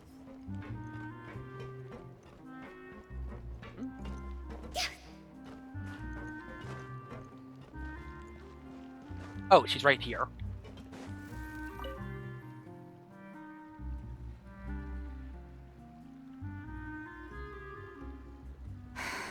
Why, Savannah? Why? Up to now. Nothing. I was just flicking through the original Codex de Boer. I wanted to see if there was anything I'm missing. Something I hadn't noticed before. That might explain why Savannah's so desperate to get her hands on it. But I can't find anything. It's just some hastily scribbled recipes in between diary entries from Modeste's adventuring phase. And most of it's not even legible anymore. The copy I gave her not only has all the recipes in full, but even includes my own private tips and notes from years of experience. Surely that's infinitely more useful than this old thing. Might not be about use, it could be about pride. Maybe. Still, it's just hard for me to imagine that the Savannah I knew would go to all this effort just to make a point. Weren't you two friends? We were. At least I always thought we were. She was a little shy, but meticulous with everything and everyone she dealt with. She made a few mistakes here and there, but she was quick to correct them whenever they were pointed out. And she was always striving to improve as a chef. Those qualities are why I recommended her to replace me as head chef. I never imagined for 1 second that she'd cause Firma and the other staff so much grief. You feel partly responsible. Well, I mean to an extent, of course. I pushed hard for her to get the role. And the idea that she turned out like this because of me is difficult to come to terms with. I wonder if this is how Modeste felt back when he was writing the Codex. Didn't he have a falling out with someone as well? Yes, with his good friend and co-founder of the Hotel de Boer, Savelli. The story goes that after Modeste unveiled his Gâteau de Boer and was hailed as a culinary genius, he was admired and adored by all. But his newfound fame slowly drove him and Savelli apart. Unlike Modeste, whose every new creation was an instant hit, Savelli seemed to face setbacks at every turn. Doors that would swing wide open for Modeste would shut in Savelli's face. And with Modeste being whisked off to all manner of functions by his celebrity friends, he had less and less time to discuss the culinary arts with Savelli. People started gossiping about Savelli, and their relationship between the two gradually soured. Happened. Everything came to an abrupt end when Modeste, still in the prime of his life and still hailed as a genius, suddenly died from an acute illness. Oh. And that was it. They neither had a decisive split, nor got the chance to properly reconcile. Their story just came to an end. One rumor had it that Savelli actually killed Modeste out of jealousy, even as the latter was hoping to make amends. That's true? Unlikely. It's a popular theory, but there's no real basis for it. At least there are no records of Savelli ever being convicted of a crime. Right. Still, beyond a point, there's no way of knowing what truly happened in the past. All we can do is try to make sure the present doesn't quite go as badly. And that's why I have to win this contest tomorrow. Then get the truth about everything that's been going on, even if it means cracking her open like a nut. I mean, with me on the team, there's no way we can lose. Really? Well, I like the confidence. Don't let me down tomorrow, then. You better bring your A game. Yes, ma'am.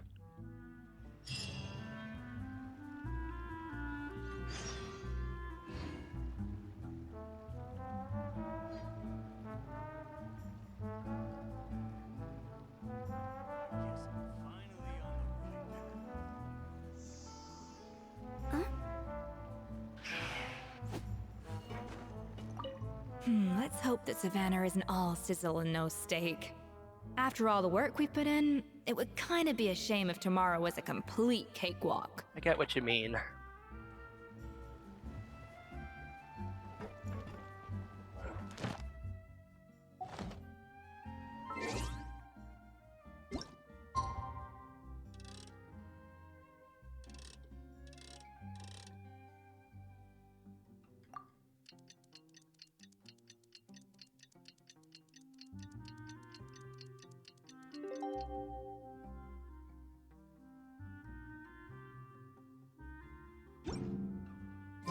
It's cooking contest day! To the Hotel de Boer! Toot sweet!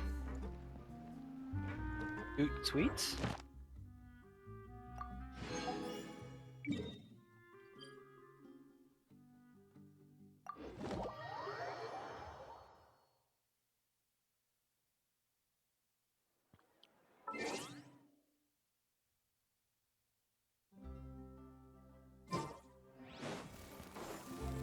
Ad Astra.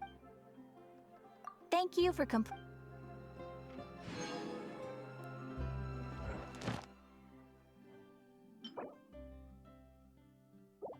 Okay.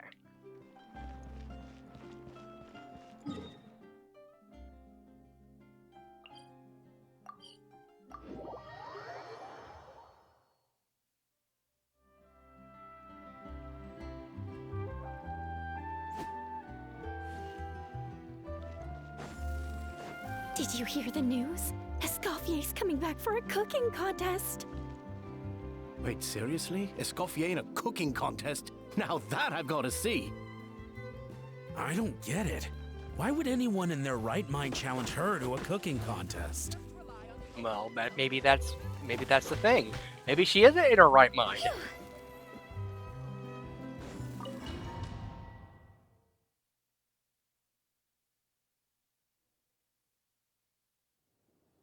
Mesdames et messieurs, welcome one and all to the Hotel de Boer and to this most exciting of cooking contests. Savannah, I've brought the original copy of the codex you asked for. Monica? Huh. In the interests of fairness, this contest will be conducted in a double-blind format. Once the dishes are complete, they will be sent to the back of the kitchen where they'll each receive a label. The labels will be placed out of sight underneath the plates, only to be revealed after the judges have sampled them and reached a final verdict. I feel like this is This gonna... is to ensure that no one will know which dish is made by which I contestant. feel like this is gonna end As badly. one of the judges, I promise to be fair and impartial. When my meal got interrupted yesterday, I never thought this is how they'd make it up to me. Getting a seat on the judging panel is a pretty sweet deal. For real. Both contestants have taken their positions. Then, without further ado, let the Hôtel de Bord cooking contest commence! Right.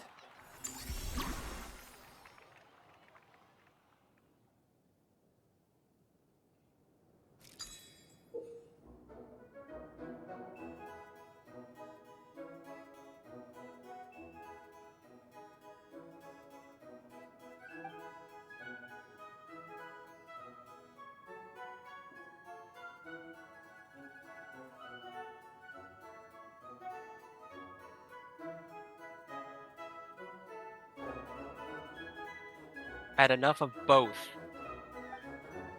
Monica, Traveler, it's go time. Let's do this. Even the best chef in the world can't flavor their food without prepping the flavoring, right? Alphonse, Gaspar, get to work. Do not disappoint me. Looks like our two head chefs are raring to go. Like an oven on full blast, this competition is quickly heating up.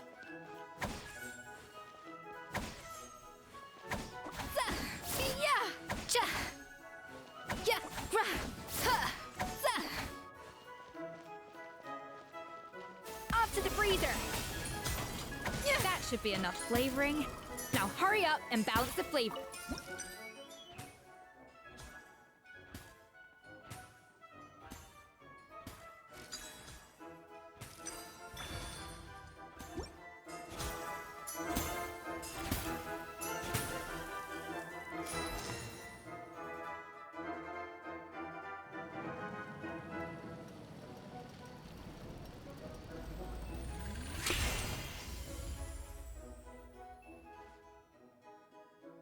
Come on, Escoffier! Come on, Traveler!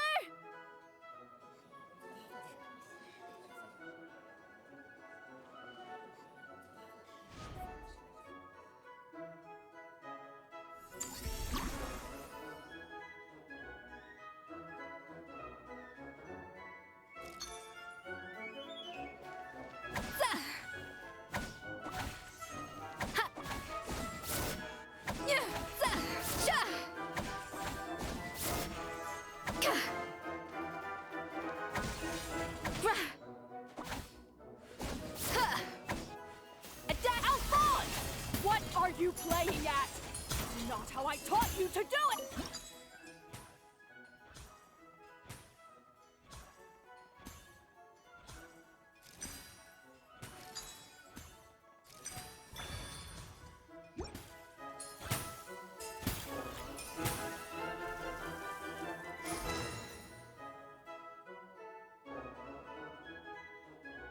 So, what do you think?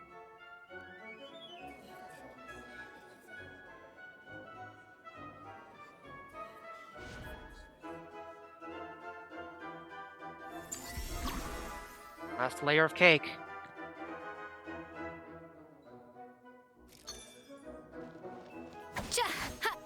And we need 2 of each.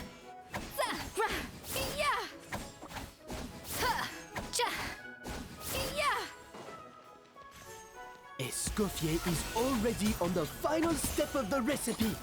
Let's check on Savannah's progress. I think this flavor profile is still a little bit off. Enough! Oh, useless! Both of you, make like an egg and beat it! I'll do it myself. Wow! Is Savannah serious? Can she really make up for lost time working alone?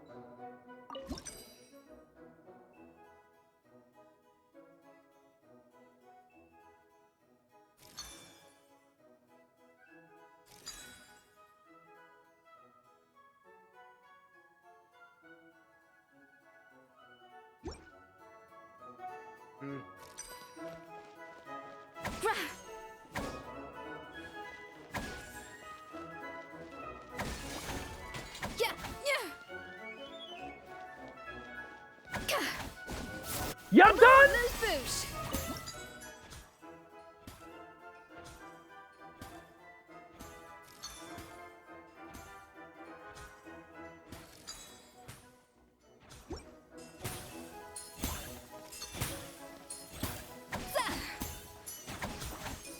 There it is.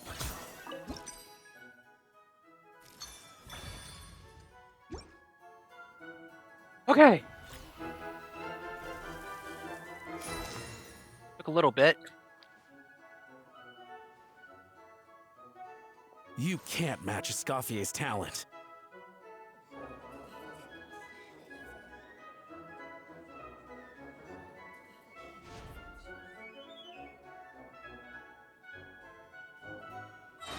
I present to you Gâteau de Bourg. A burst of flavor.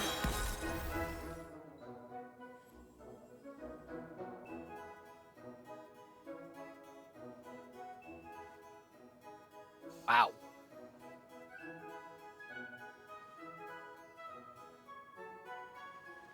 That was perfect! We were like a flock of snowing geese, completely in sync, working gracefully and elegantly together. Great work, team. Yeah.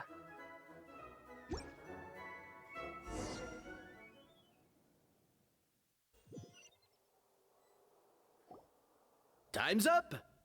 Contestants, please take your dishes to the back. I gotta switch labels. Huh. That guy was right.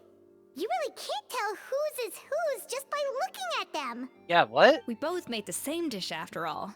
For all her flaws, Savannah's a talented chef who earned my recommendation for good reason. She Right. wouldn't screw up something as elementary as the cake's appearance. Whoa! This is really rather good. Wonderfully soft and fluffy. Beautifully sweet. This is a masterclass in how to make Gâteau de Bourg. I would give this one at least 9.9 out of 10. Only because there's something about the flavor of the base. It's just a little different from the recipe I'm used to. Wow. Huh? Really? I couldn't tell.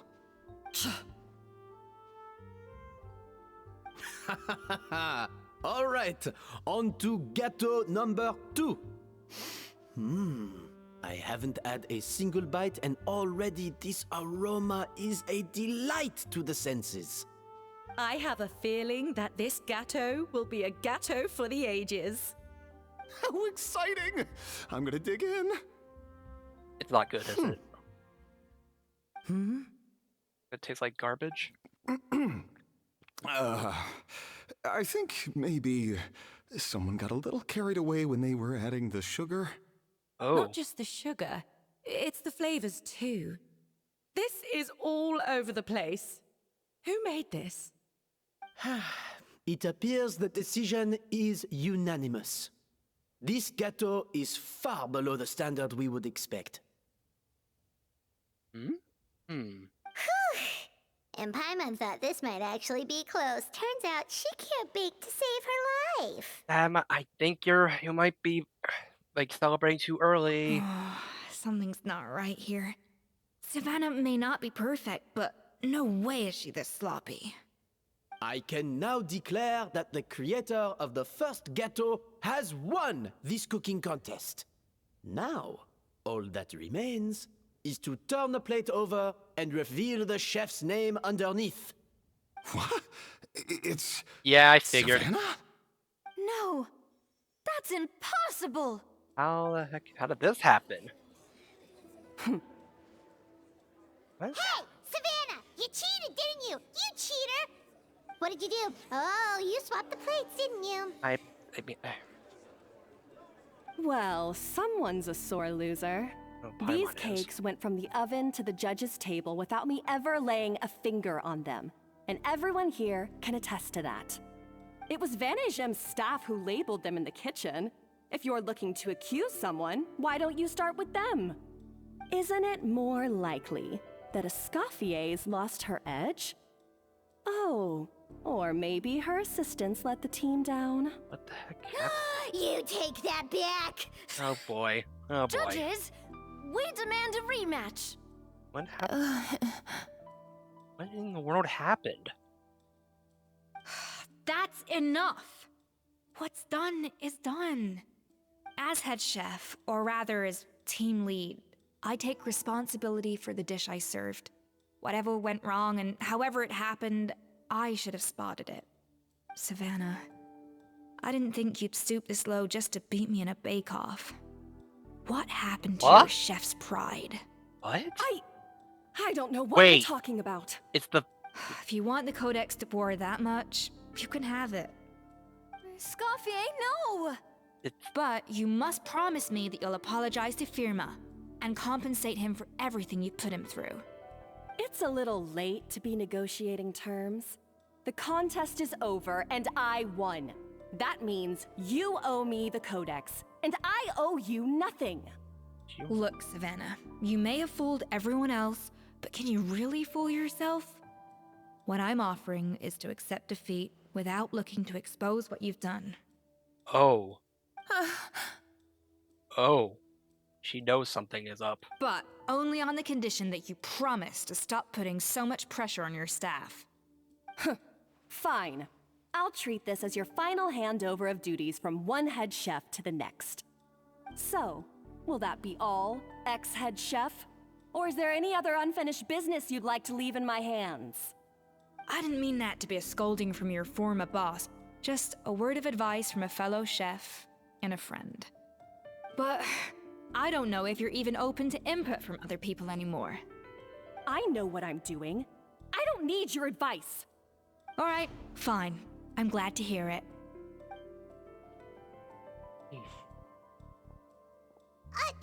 Escoffier! She put something the in. Codex de Boer! Finally. Now, at long last, I will succeed. Escoffier? How could you let her get away with this? Yeah! The Codex is a souvenir of your time here! Doesn't that mean anything to you? Probably not. It's all right. It was just a bake-off, not the end of the world. I'm already over it. Besides, it's not all bad. She agreed to compensate Firma. That's mission accomplished for the Spina. Honestly, if I'd have known that giving her the Codex would solve everything, I'd have just done that in the first place. I mean, why bother with the whole cooking contest? It's such a waste of time and energy. But... don't get it. No. No! This doesn't make any sense! Huh? That's it? No secrets, no nothing? I don't believe it! This can't be happening. Wait, she... Chef Savannah! Savannah? Was she really expecting to find something in there? It's nothing life-threatening. Just a lot of pent-up stress and exhaustion. What was she expecting to find in there? Oh, I knew it. Pent-up stress? The truth is, however hard she might be on the rest of us, the person she puts the most pressure on is herself. Really? Yes, there are nights when she makes us redo things over and over into the wee hours. But for her, it's every night.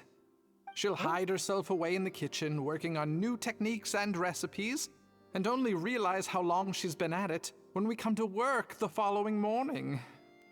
But why? Why would she do that? Our best guess is she doesn't want to be seen as less of a chef than Escoffier. Oh, And there it is. Even so, that's no excuse for taking her anger out on the rest of you. exactly. Yeah, and it's definitely no excuse for cheating in the cooking contest. Whatever she did, or if there was even a About cheat. that, we honestly have no idea how she did it. We were focused on our own work the whole time, like she asked. Wait, so...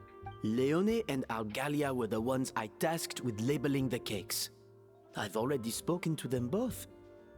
They're at a loss to explain it too. Not to worry. Come on, join me downstairs. I'll interrogate the guilty gâteau myself. Wait, what? Magnificent footwork! So, I mean, is no one thinking that, like, everyone just, or did she just admit to cheating? I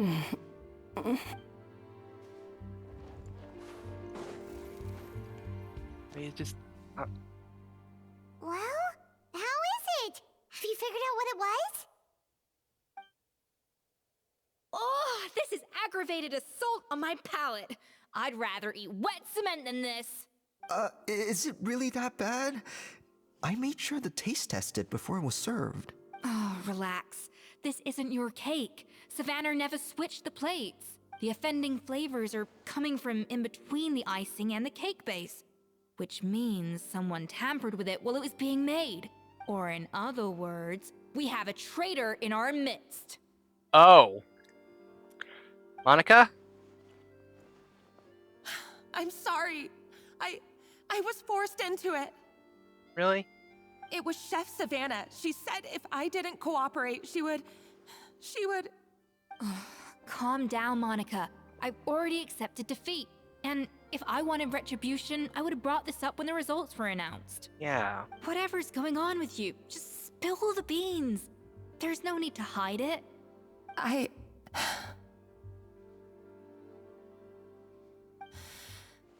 I was the one who caused the food safety incident that one time. Oh. Food safety? Wait, you mean the Lumaline incident? So you procured the contaminated ingredients? I think so. Savannah and I were on procurement that day.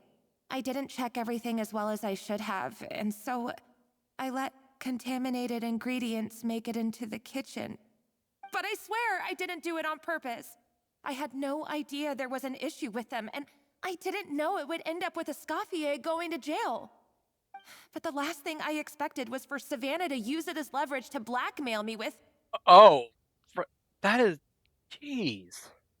This is crazy. So Savannah pressured you into sabotaging Escoffier's cake by threatening to expose your secret if you didn't? I know, it's terrible. I'm so sorry.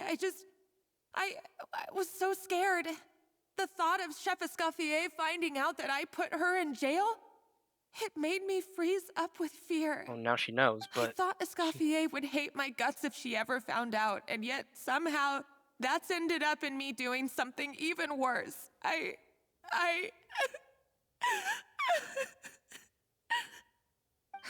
Seriously? All this fuss over a little slip-up? Huh?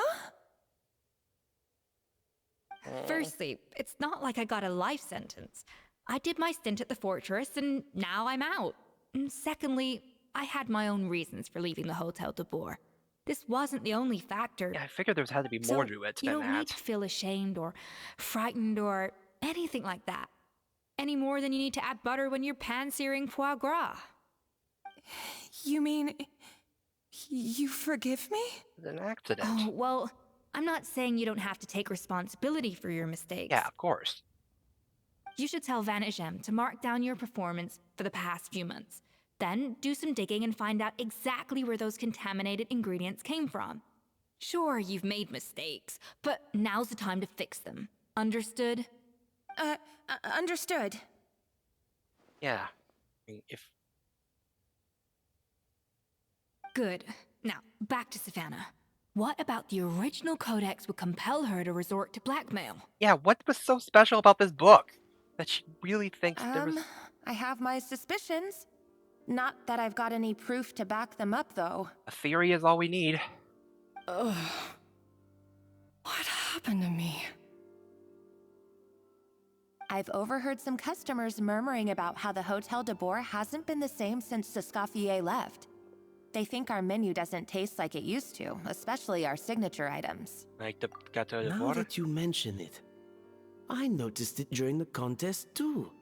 I couldn't put my finger on it, but the flavor seems subtly different from how it used to be.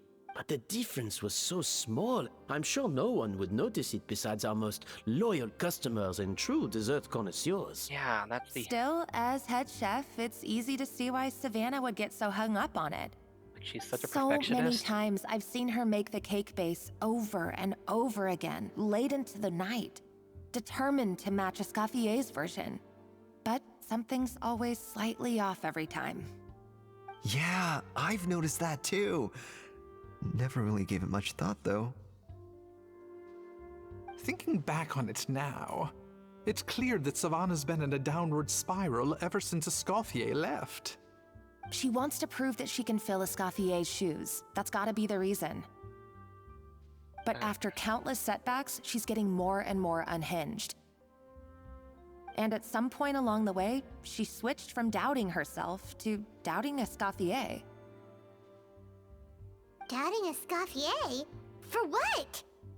For the book? Like, she thought the codex from Escoffier was a fake? Yeah, it would explain why she was bent on getting the original at any cost. She must have thought Escoffier purposely omitted key details from her recipes when she copied them out. She really thought it was Also, that she different? could retain her place as the #1 chef in Fontaine, the only one privy to all the secrets of the trade. Was that... Oh, for goodness sake. What a stupid idea. Was she really that paranoid? Of course. Then she finally got the codex, only to discover that the secret recipes she's been pining for don't exist at all. Seeing how utterly wrong she was must have been a real shock to the system. It probably brought up everything at once. It overwhelmed her, and she passed out. There's still one thing that doesn't make sense, though. If Savannah had the real recipe all along, how come it tasted different? Missing love? She might not be on the same level as Escoffier, but surely after like 50 attempts, she'd get it right one of those times. I mean, missing the ingredient of love?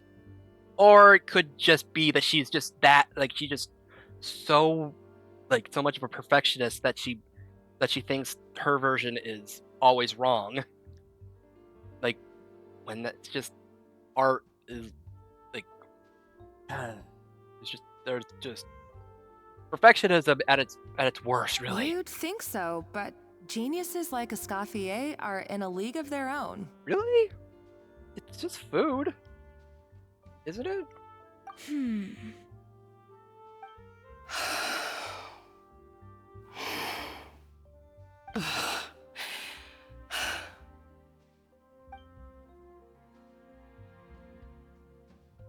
New head chef, you say? What's her name? I don't think I've heard of her before. I wonder, can the Hotel de Boer keep its edge without Escoffier at the helm?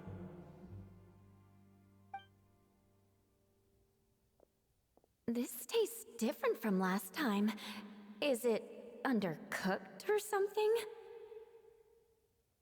Did all the... just not like being compared? Take this. It's a copy of the Codex de Boer. From now on, you will be its keeper. Don't listen to the doubters. If I say you can do it, then you can do it.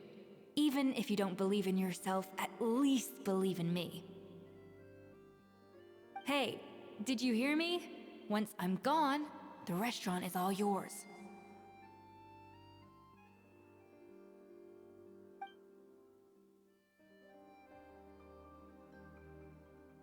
Luma. All this time, I've been blaming other people, but maybe I'm the problem. Got that right.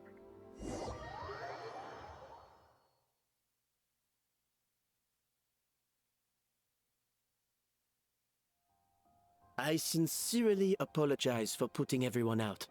Savannah's awake now, but I don't think she's ready to speak to anyone yet. Yeah, I get it. Let's give her the day to calm down. I'm sure you'll have the chance to talk everything out tomorrow. In that case, I'll go and update for Ma and his family. I wonder what he'll make of all this.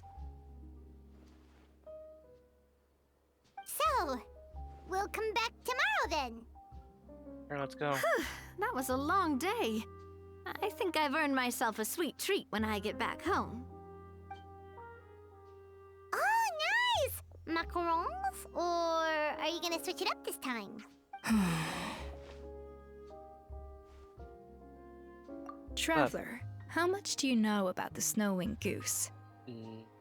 Not a whole Every lot. year, they migrate long distances in search of a suitable home.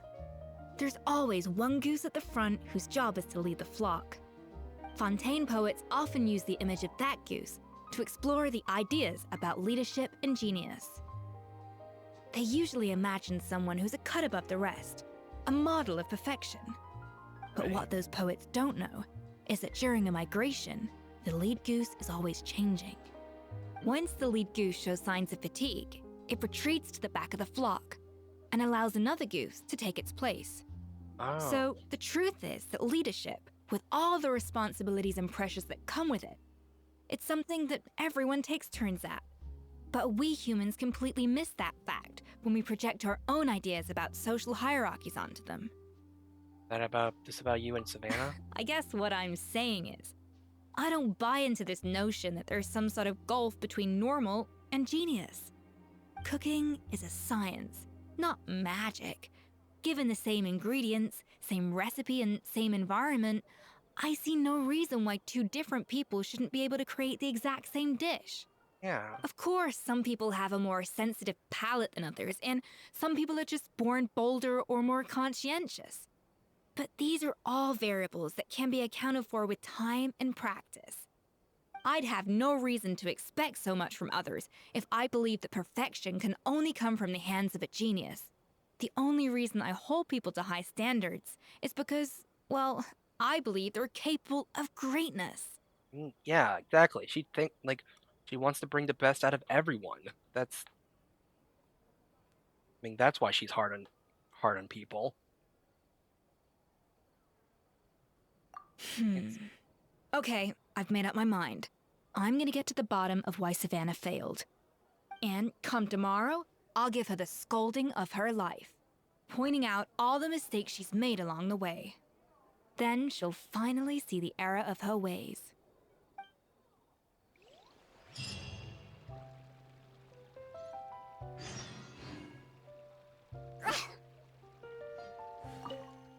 Thank you for your words of encouragement.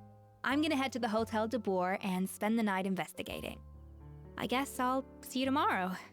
All right. Genius? Calling someone a genius is just another way of saying I'm too lazy to figure out how I need to improve. It's a defeatist attitude and I won't stand for it. Thank you. For real, that is... Thank you for your words. Genius? Calling someone a... Just... like, hiding behind talent and all that, like... Or just saying it's so... like, that just... I mean...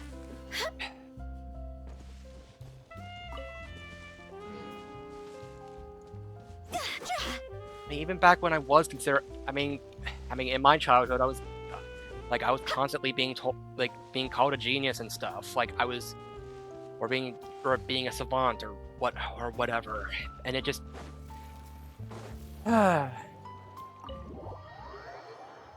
there's just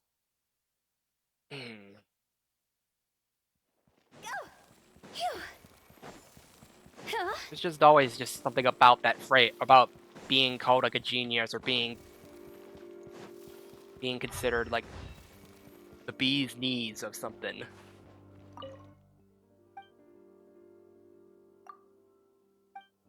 Like,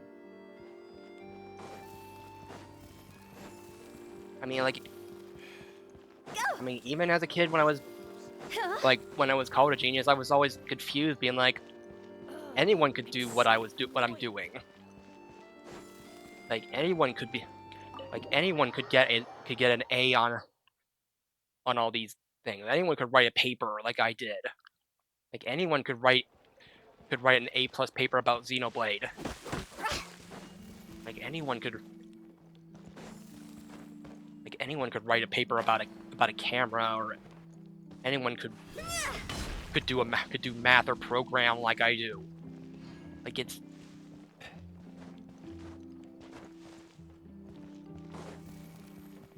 I mean, I always just.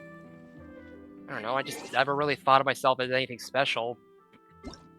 Anything really that special because I know that with enough practice, anyone could do what I do.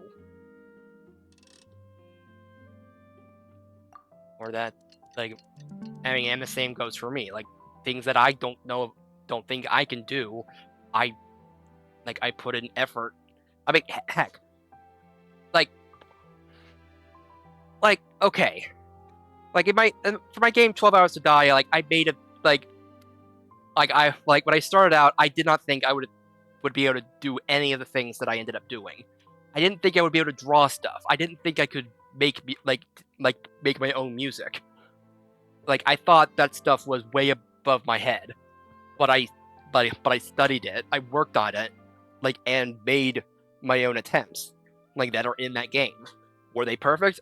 Probably not. But they're there, and and it just they're there, and and yeah, anyone could just don't limit yourself by thinking don't limit yourself by thinking that you can't do something, because you can. You literally you can.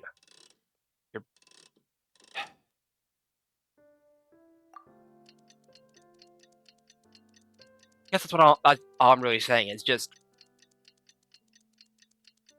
yes, there are some things in life that just might just not be achievable to some people, but a lot of that comes down to luck, becoming a top of the line content creator. There's you could do everything right there, but you could do all the right things, but there's always a bit of randomness involved, and also situations and things that things that let people get where they are. Yeah, it's just if there's something you want to do out there, you can do it. It's not unattainable just because you're not a quote unquote genius.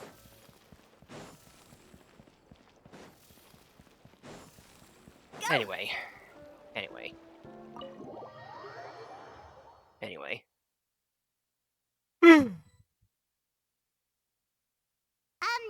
Why are we here so early? Our meeting with Vanna isn't for a while. I want to check on him. Check on her? Why? What happened? Nothing. Oh, well. Oh no. Escoffier, are you alright? Did you get hung over on cake again? Wait, oh, what the frick? I'm fine. Just need to get some more coffee in me. You really did pull an all-nighter then. Huh? What happened to my coffee?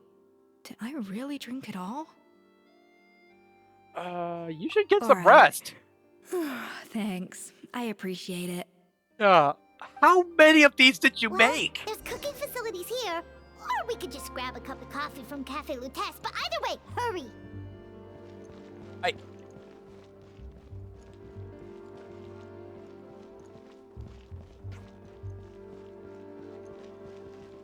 Cafe Lutece.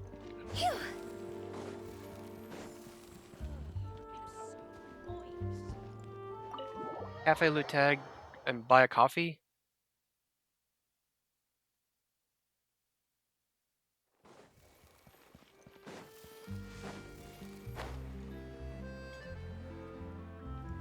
Oh yeah, yay.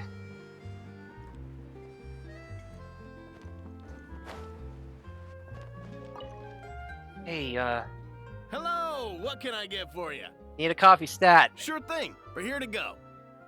I'm grabbing it for a friend. Oh, I see. First cup of the season. Yeah, I get it. Young people these days do love their little surprises. What are you talking about? Not convinced we're on the same page here, but I'm not here to chat. Let's get the coffee to Escoffier. No idea what he's talking about, but whatever.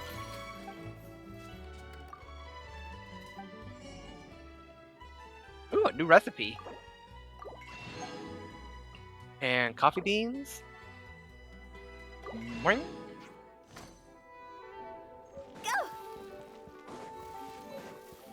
Okay. Okay. Huh? Phew. Oh, I should probably I should just teleport up.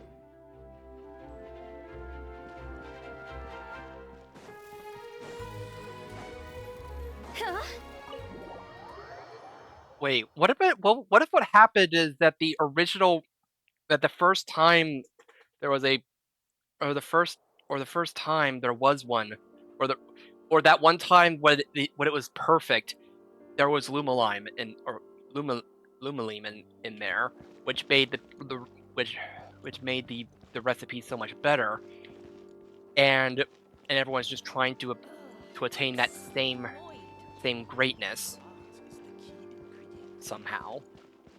When will Lenny and Lynette do another show? Hey, Coffee. Need coffee.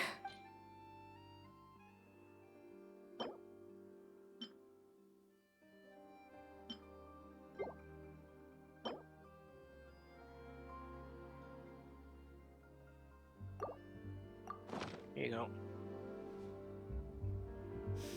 I smell coffee. I feel much better now. Thank you so much, Traveler and Paimon. No Glad problem. to hear it. But make sure to catch up in your sleep when you get the chance. Yeah, for real. How goes the investigation, Chief? I think I figured out where the problem lies. Honestly, it's ridiculous. I don't know whether to laugh or cry. Wait, what investigation? What are you guys talking about? I'll save it for when everyone else gets here. It's so stupidly small, I can't believe it's caused so much drama.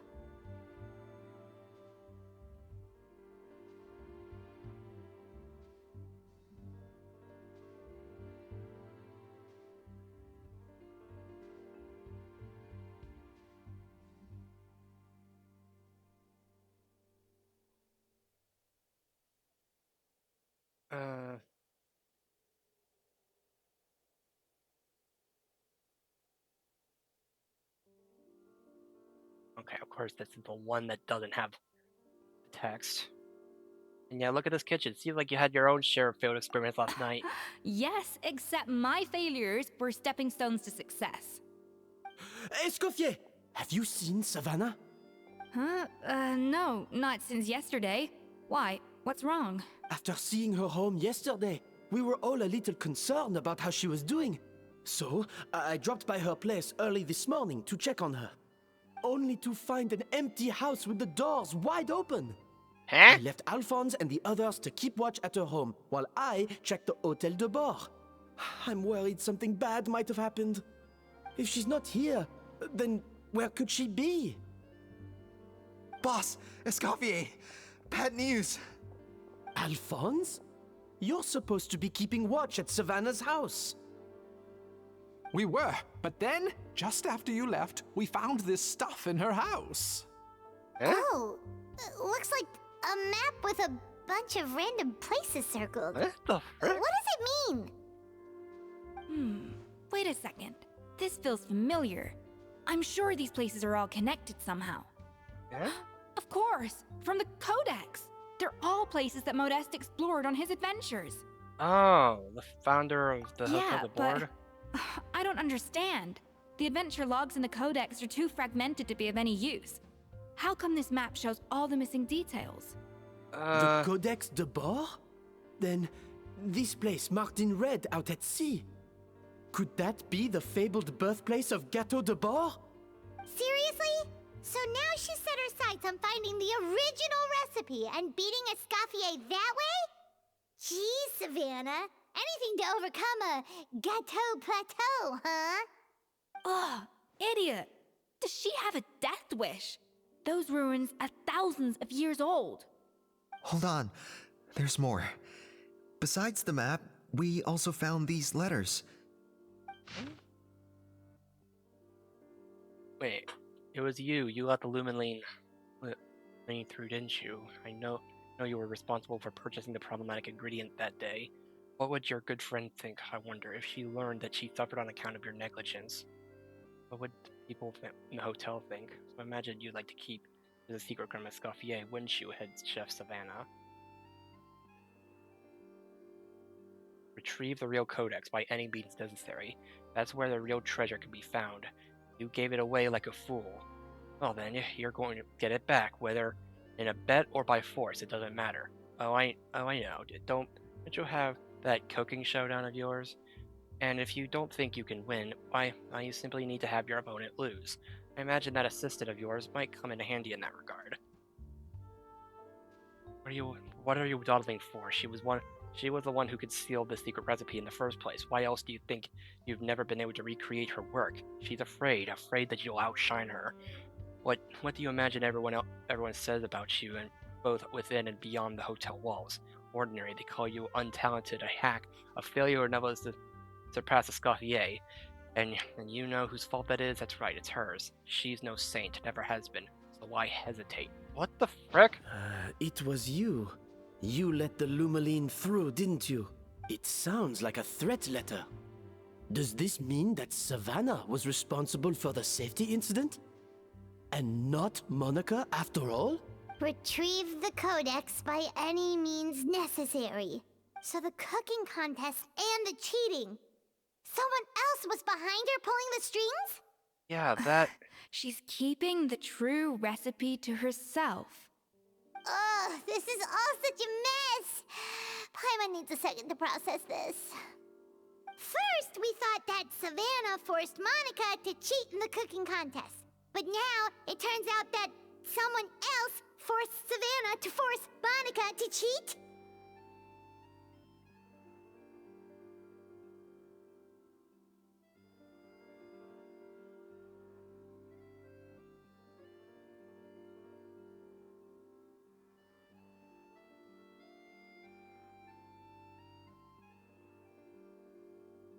So, did Savannah blackmail Monica?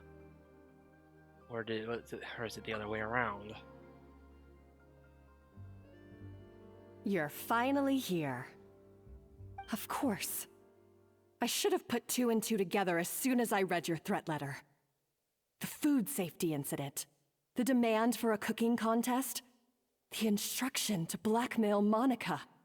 Even the suggestion that Escoffier was keeping secrets from me. It was all part of your grand plan, wasn't it, Monica? Huh? Wait. She was blackmailing her all along?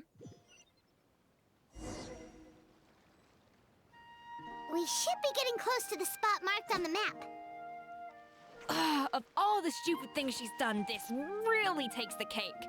The moment we find her, I'm gonna curse the living daylights out of her. The fricking what the heck is... The what? Okay, I'm gonna need to get some... I wanted to dive in the water. There we go. Alright. I mean, it makes sense that she...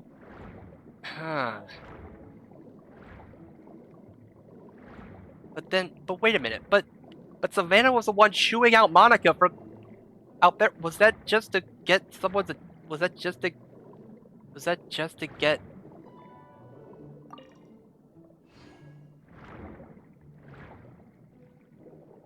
get Navia's attention?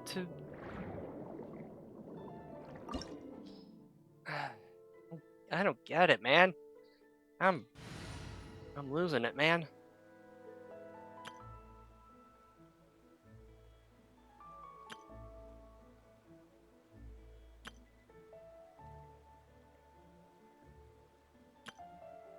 Okay, let me just think.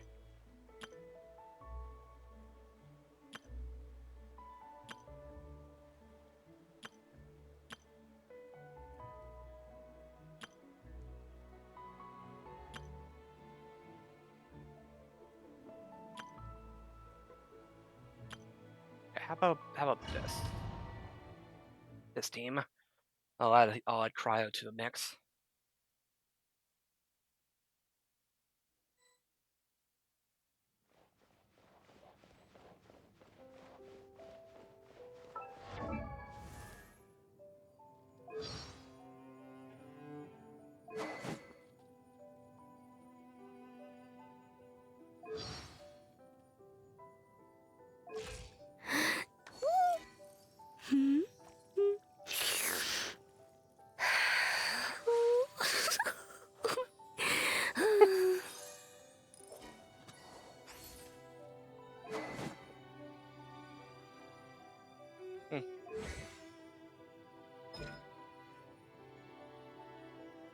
All spectrum multi-use cooking mech.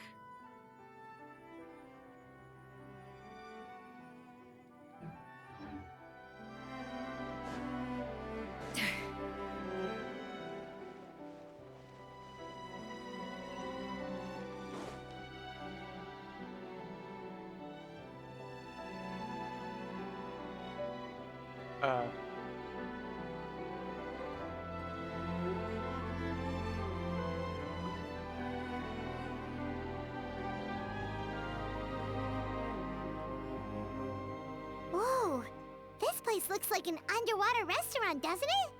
Suddenly, the idea of an adventure chef finding secret ingredients makes a whole lot more sense. I think Modest's codex mentioned this place. A public bath from the time of Remoria. So yeah, definitely the kind of place that would have served food and drinks. Right. Huh? Some blubber beasts have come to join the party? How did they get here? Oh, they look so adorable. Aw, they ran off. Guess they're not used to seeing humans. That could be easier said than done. Something's blocking the entrance. Well, did Modeste mention it in his adventure logs by any chance? They must have gotten through somehow. Good point.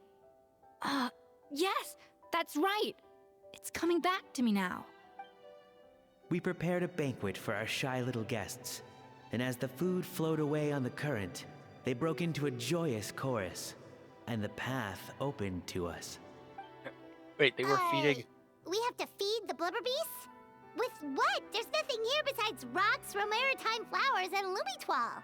See, this is why you should always bring snacks. You never know when you're gonna need them. Now we have to head all the way back to shore and grab some. There's no time for that. Romaritime flowers and lumitoile will have to do. They may not look appetizing to us, but who knows? They could be blubber beast delicacies. Wait, we're seriously gonna try this? Of course.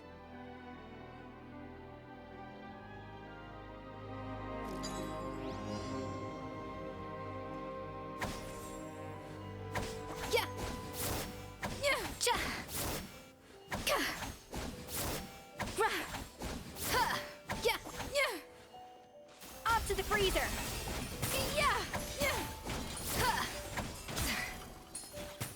Okay, where's the... Wait, where's the thing that we need to... Oh wait, this thing. Balance flavors. Okay,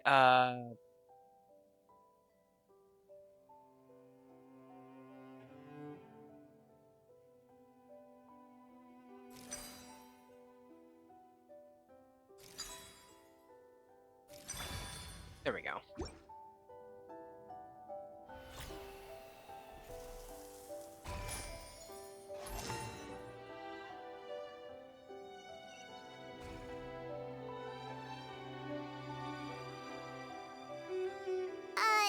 Blubber beasts or not, are we sure this stuff is edible? Trust me, they'll love it. More pertinently, how do we actually feed it to them? Oh, good question. If we try to put them in the pool, we'll probably just scare them off again, and who knows how long they'll be gone. Put it in the river. Yes, we can't afford to wait for them to double back. Oh, what was it that Modeste said again? Something about the food flowing away on the current. Yes, we can't afford to wait for them Okay. I heard word, a different word. Yeah, river.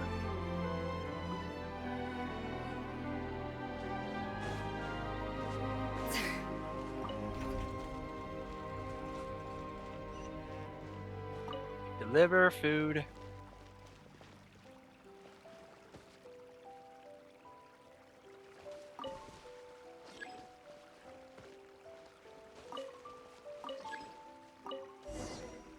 Yeah. Became an even blubbier beast. It's really singing! It must taste better than Paimon thought! Up there. Alright. Alright, now we'll just make it. Yeah. The tracks turned back again. Oh, so annoying.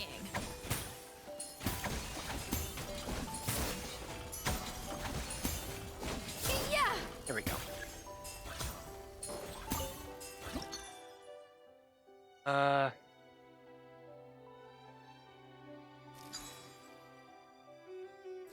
Okay, well, we need more red.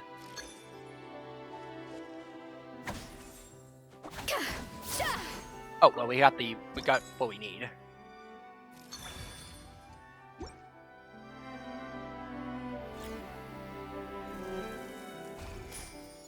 There we go.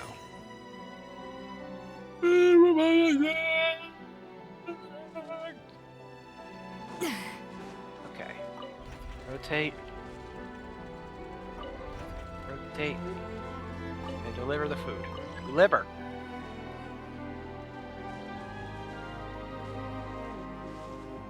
Alright.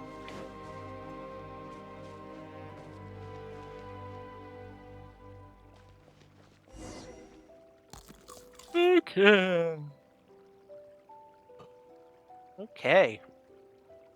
Lovely creatures. Hey, it's open. Alright. Ooh, they even left a tip.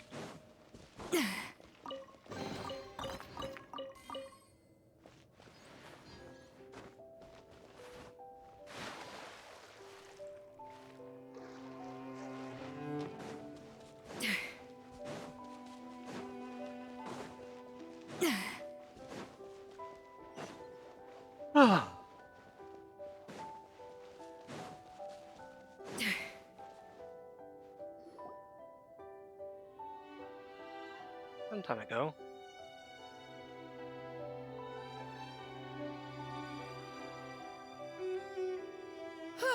Hey, give me your water. Here. I said your water, the one you just drank out of? Sure.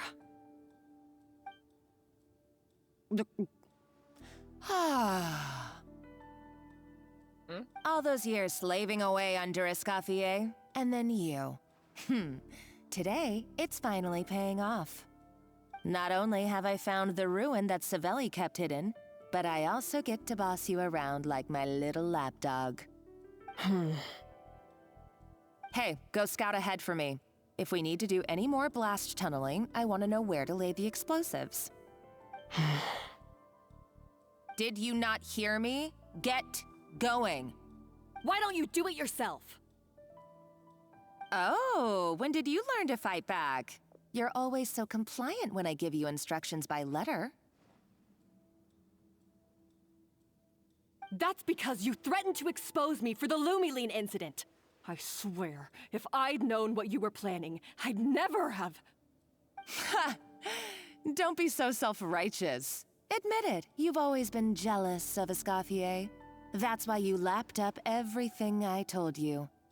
You were terrified of her finding out about your part in the Lumiline incident, and you resented the way her reputation hung over you. So you jumped at the chance to convince yourself that she was the villain, that she deliberately hid her secret recipes from you just to hold you back. It was the only excuse you needed to justify getting back at her. First, idolization, then jealousy, suspicion, and self-deception. That's what this comes down to. It was the same story with Savelli and my ancestor. He offered Modeste his friendship only to murder him out of vanity.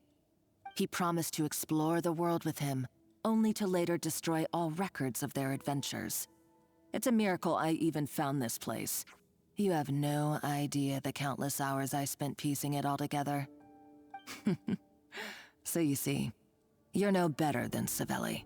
If you can't beat him, betray him, right? I am no Savelli, nor will I ever be. Oh, put a lid on it.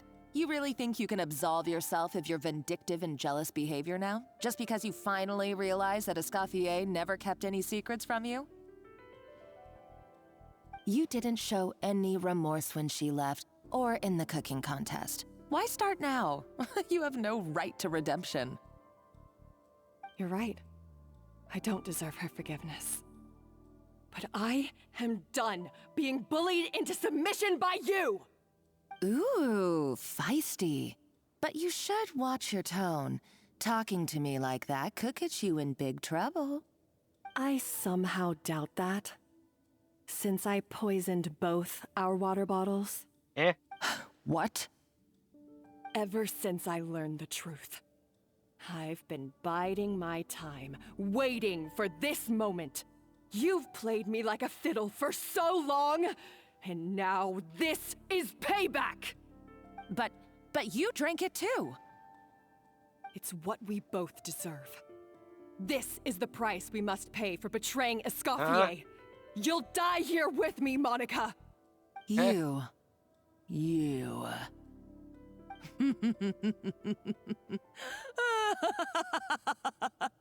you think I actually drink water? What's so funny? Oh, you're too much.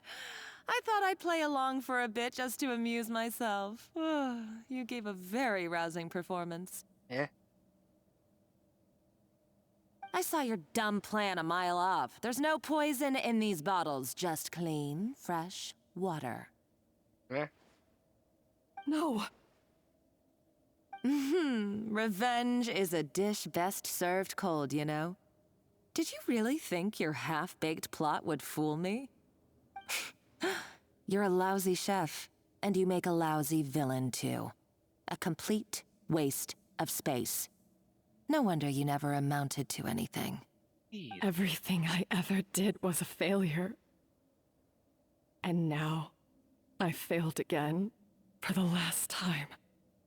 Hey, why don't you try your hand at being a comedian in your next life? You got a good laugh out of me. But now the show's over. You should have just done like I asked, Savannah. All I wanted you to do was scout the ruins for me. But you had your chance, and now it's time to say goodbye. Stop right there! Let her go, Monica! We've got you surrounded! We do? Escoffier? Ugh, looks like I'll have to keep you around for a little longer. You can't! Stay back if you want her alive! Escoffier and the Traveler. I can't take you both on in combat, but if you so much as flinch, I can end Savannah's life in a heartbeat. You really think? Monica, what are you hoping to achieve by this? You're about to commit murder, and for what? A recipe? A recipe? You chefs are all blinded by your myopic focus on kitchen affairs. Well, some of us actually have bigger fish to fry. Modeste had a secret. The truth behind his so-called genius, the je ne sais quoi factor in his Gâteau de Bourg, and it's right here in these ruins. Seriously? Are you serious? You're here because of a Gâteau de Bourg obsession? You've gone completely mad! I couldn't care less about the cake itself. No, the real treasure is the secret ingredient that Modeste sourced from these ruins. He and Savelli were fools. A priceless treasure of Remoria in the palms of their hands, and they thought, ooh, this would go great in our cake mix. We're talking about a powerful stimulant that also sharpens the senses. That's no cooking ingredient. It's a groundbreaking drug. That's right. I've done my research. It was a drug that Remoria developed for their war machine. I could make a killing by selling it to the treasure hoarders or the Fatui. Will you listen to yourself? You're completely delusional. Like, seriously, you're just...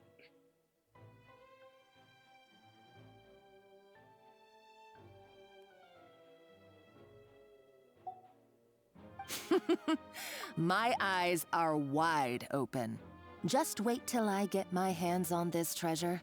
You'll see what a fool you've been.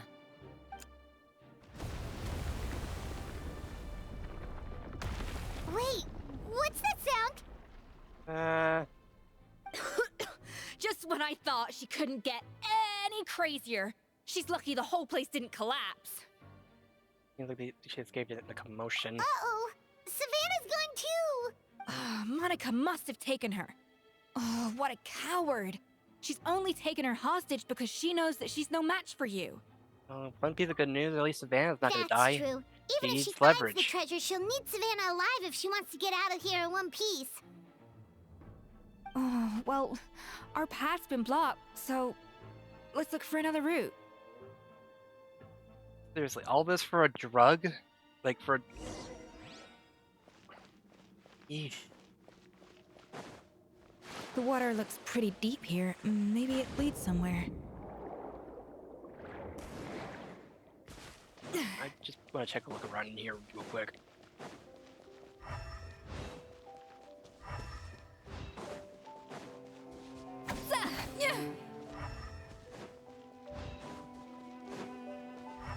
Okay. Just in case like they hid a treasure, in case they had some loot around here. Okay, fine.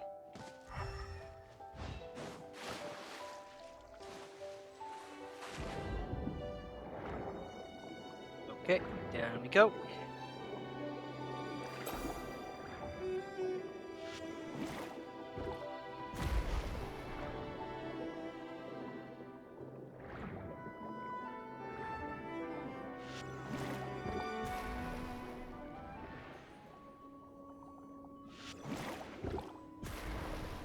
Ow.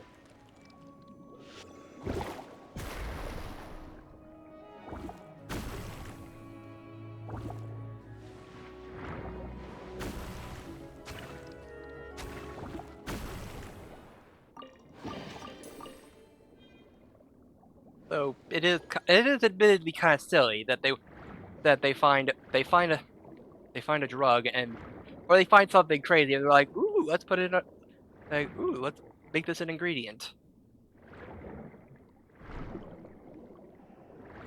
So yeah, apparently that was just a lie. It was just like the only thing that added taste was a stimulant. How are they still mobile? They were probably awakened by the explosion just now. Alright, Knife Skills 101. Time for some rough chopping. A dash of frosting! Yeah!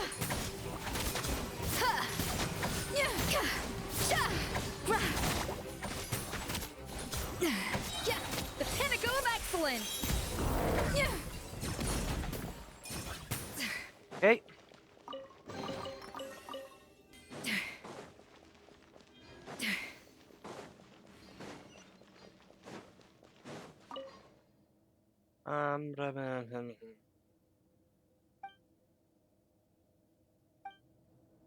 Huh.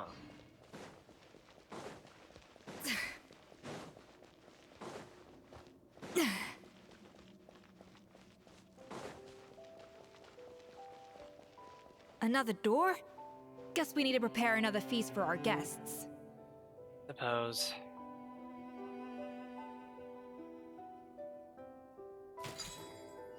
All right.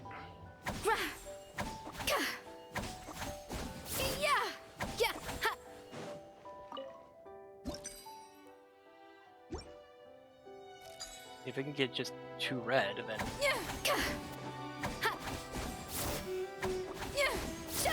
No. A little amuse-bouche. Yeah. Okay.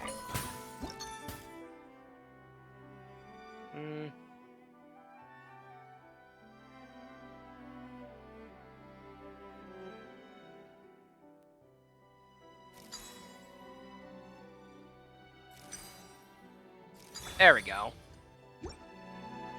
Now that.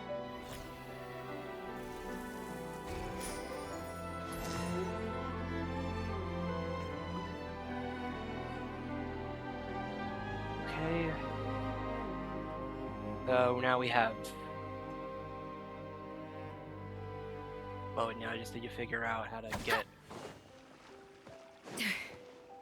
Well...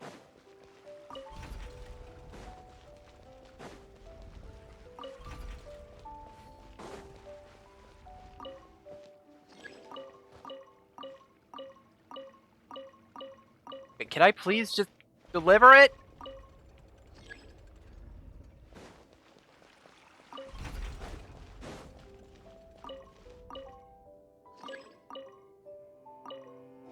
Oh.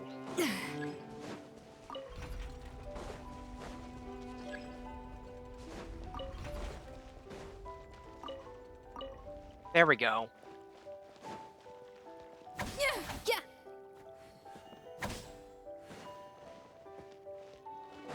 Get it to the more complicated spot first.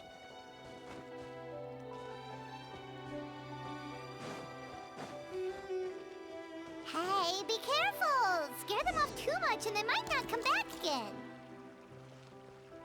It seems to really like the texture of Rome maritime flowers. Alright.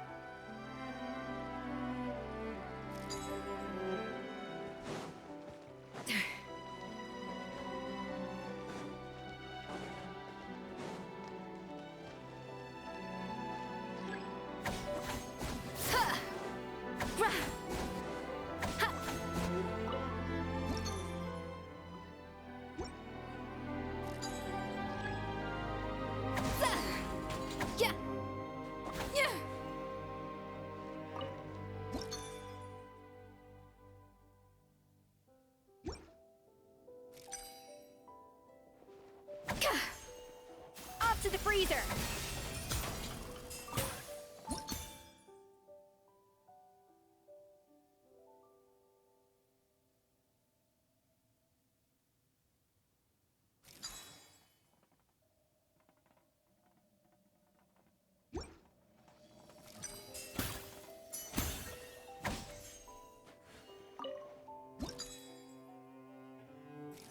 There you go.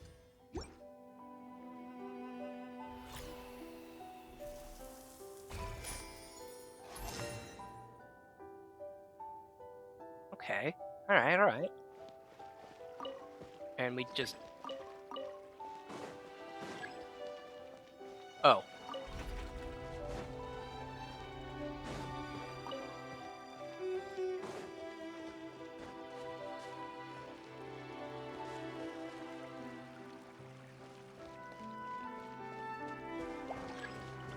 Wait, seriously? A little amuse-bouche. Everyone hold hands. Yeah.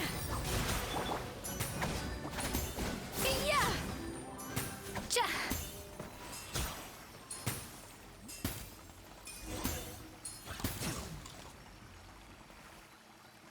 I never knew you could process Lumitwol like that. Alright, I've got to jot this down. I mean, that could be... Lumitwols and maritime flowers. This could open the door to a whole new world. Yep, that's literally the plan. Wait, hold on. Which door are you talking about? You're talking about food. We're trying to get into this door.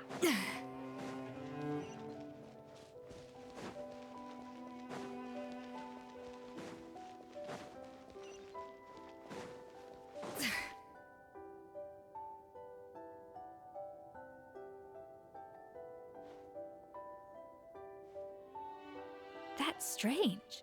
These don't look Romorian to me. More like last century Fontaine. They don't look that worn either. Look like... Adventurers from last century Fontaine, huh? Oh, Modeste and Savelli, do you think they camped here? By the looks of it, this was a one-person camp. They adventured together, but maybe one of them came back alone at a later date. Left and... You really think so? Trust our adventurers' instincts. We're pros at this stuff, just like you're a pro in the kitchen. Well, I'm a pro at least. Okay, well, the Traveler has more adventuring experience overall, but Paimon's definitely a pro rummager from all those treasure chests. Bingo, found it. Paimon was just about to show off her rummaging skills. Yeah. Huh, no kidding. Are all adventurers so obsessed with journaling? I mean, I guess I take a lot of notes when I'm cooking as well, but I thought that was just me. Anyway, let's find out who was here. It's been years since I've last visited these ruins. It's exactly the way I remember it. This place probably hasn't changed in millennia. Sadly, up above, on dry land, everything has changed. The treasure of Remoria. That's what we used to call it. Modeste was right about its potential. It turned Gâteau de Bourg into a national sensation. Our limited stock of the substance meant that the gâteau could only be produced on a small scale, but this only drove up the popularity all the more. Modeste was right about that too. He predicted all of it. He was praised as a genius, while I, as the one person who'd ever disagreed with him, was labeled a talentless fool. Modeste tried his best to console me, but I knew better than anyone just how great the gulf was between us. Our conversations grew scarce, and we saw less and less of each other. I didn't fight it. He had new friends and a career of his own. Why invite further disdain by inserting myself where I did not belong? I told myself that maybe one day, when I finally created a masterpiece of my own, I'd be able to face him without shame. Or maybe one day, when I've put these feelings of self-loathing behind me, I'd be able to ask him with a smile on my face, how about we go on one more adventure, for old time's sake? Unfortunately, that day will never come. So it was Savelli. From the sounds of it, he came back after Modeste had already died. I always thought it was just a legend. But if it's true, then this must be the place where they found their secret ingredient, the birthplace of Gâteau de Bourg. In that case, what does that say about the death of Modeste? If it's all true, maybe Savelli really did have something to do with it. Didn't sound like someone who didn't sound like a murderer. The taste of Gâteau de Bourg has changed. Modeste was convinced of this, even though everyone swore they couldn't tell. Being the perfectionist that he was, he refused to accept even the slightest flaw in his work. He stopped all sales of the product, locked himself away in the kitchen, and worked day and night, vowing to find out where he had gone wrong. But as he baked and taste tested over and over again, he found he only strayed further and further from the original taste. It was only when he was sipping on coffee one day and realized he could not taste the bitterness that the truth finally dawned on him. What had changed was not the gâteau, but his sense of taste. Oh no. The treasure of Remoria stimulates the senses, taste included, and invigorates the spirit.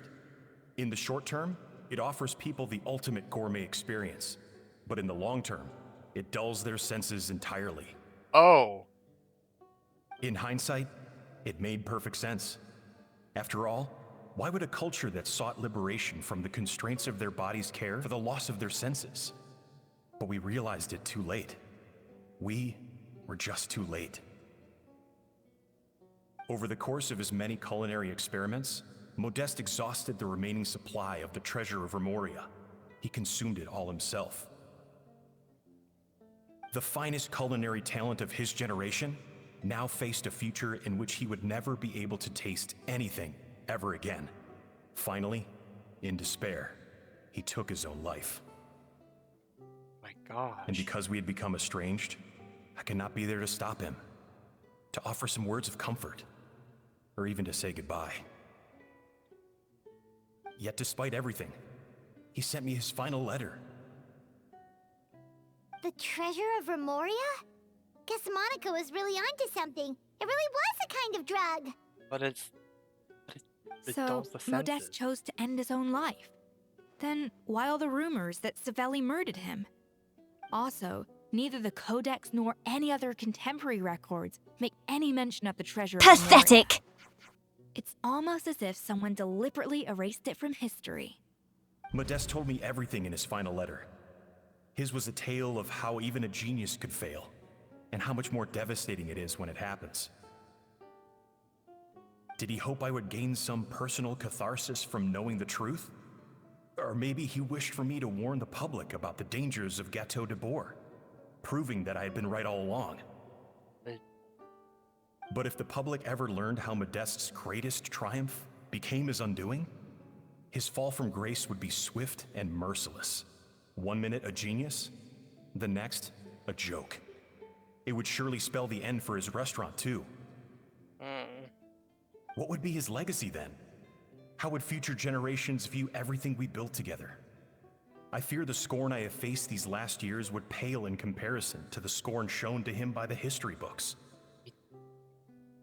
I cannot let that come to pass.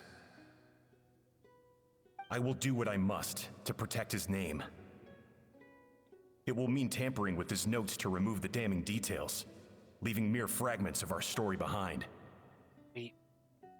It may lead his family to suspect me of having a hand in his demise. But if that's the price of destroying all evidence of my crimes, then so be it. Jeez. I would rather the world believe a tale of genius and jealousy than see his reputation in tatters. Dang, he really... The final loose end is the evidence here, at the bottom of the sea. Stop her. Huh? What's wrong? Didn't we say Savannah should be safe for now? So we thought, but if Monica finds out what happened to the treasure, there's no telling what she might do. He got rid of the... He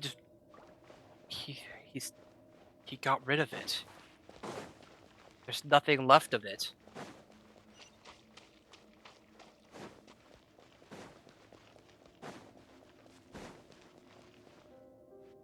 Did what was necessary.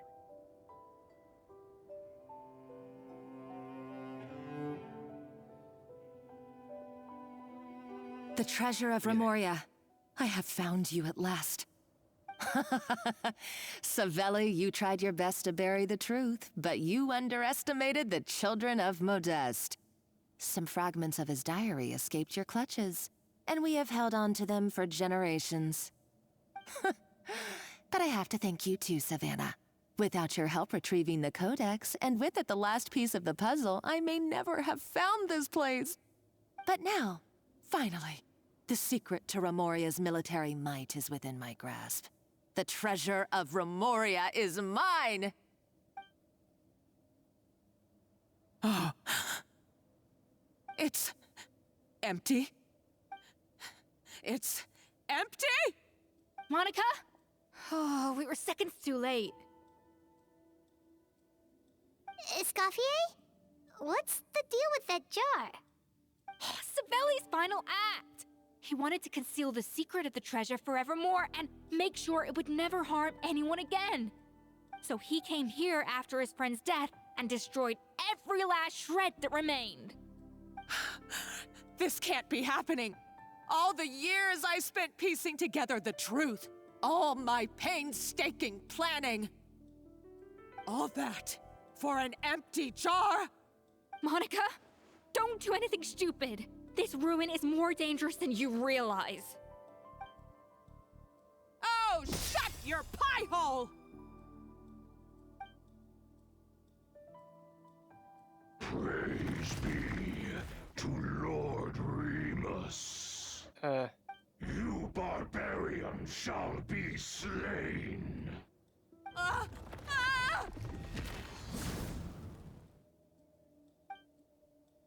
She's a nutcase! A liability to herself and everyone else! Well, now it's up to us to clean up the mess she's made. Take these golems out! You might feel a little prick.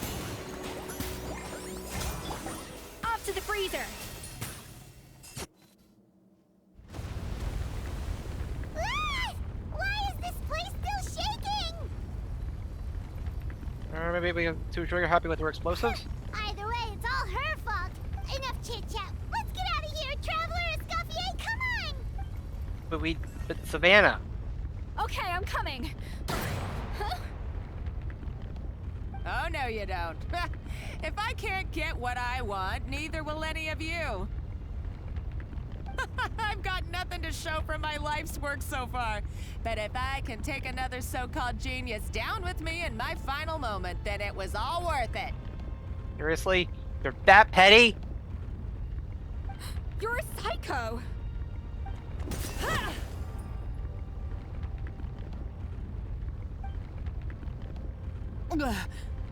Savannah?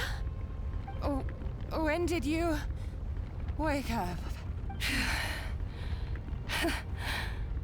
I may be a lousy chef, but it looks like I'm not a complete waste of space. Hey, we're out of time. Traveler? Okay, let's go.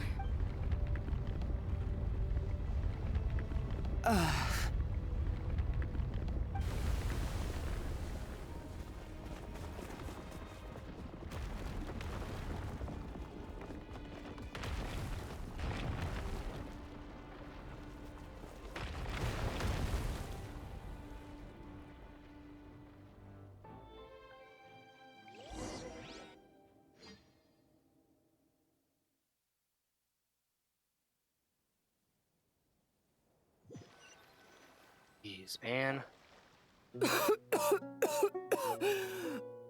Escoffier! Savannah! Traveler! And Paimon! Venejem! What are you all doing here? What did you expect us to do? Stay at the restaurant and sit on our merry derrieres? While the Traveler and Escoffier were out here risking their lives? Yes! We had to do something.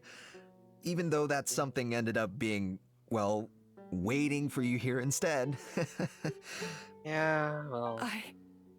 I don't deserve any of you. And I certainly don't deserve to be your head chef. It was my fault Escoffier had to leave.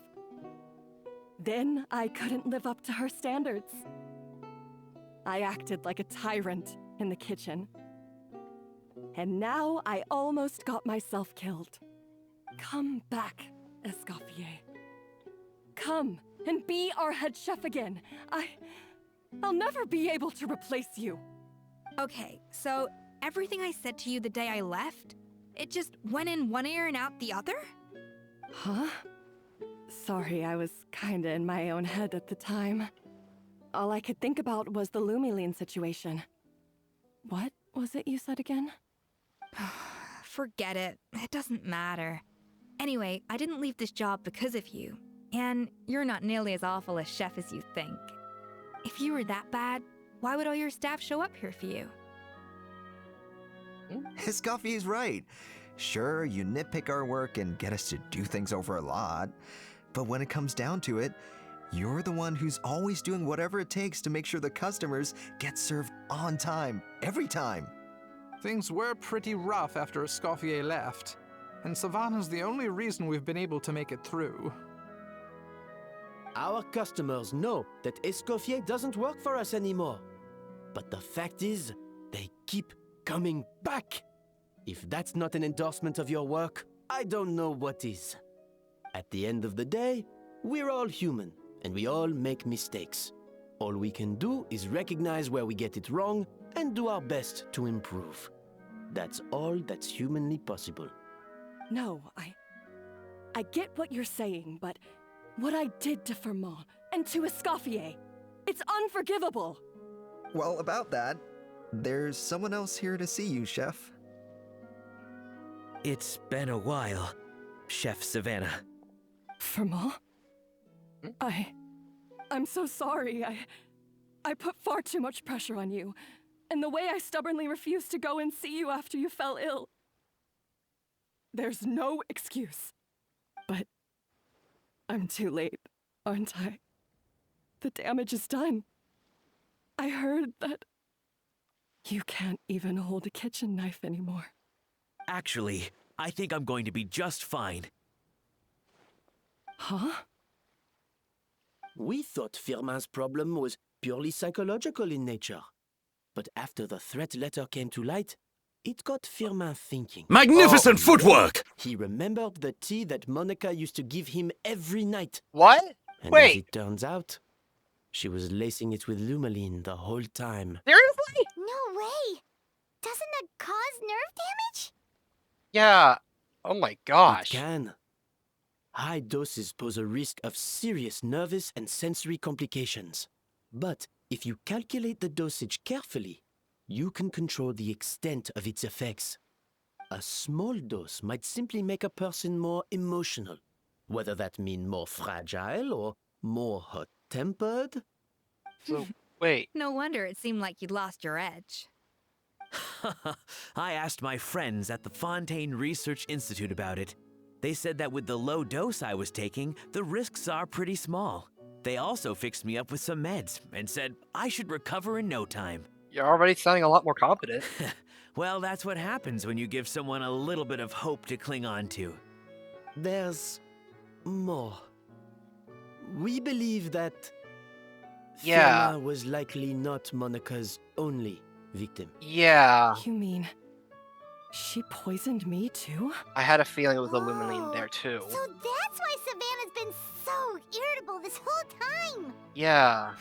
Let's not be too quick to blame everything on the Lumaline. Right. That stuff can only amplify what's already there.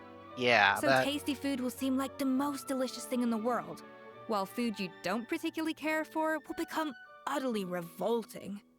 So you better make sure you reflect on your behavior and apologize to every single person you've wronged. Exactly. I will. I'm sorry. There's still one question that's really bugging me. Why is it that no matter what I do, my Gâteau de Bourg never tastes the same as yours? Is it just... I mean, is it because you're a genius and I'm not? It's because the heating element in your oven is broken, you silly goose. Really? What? That was what you found. That was what you found when you from all that research?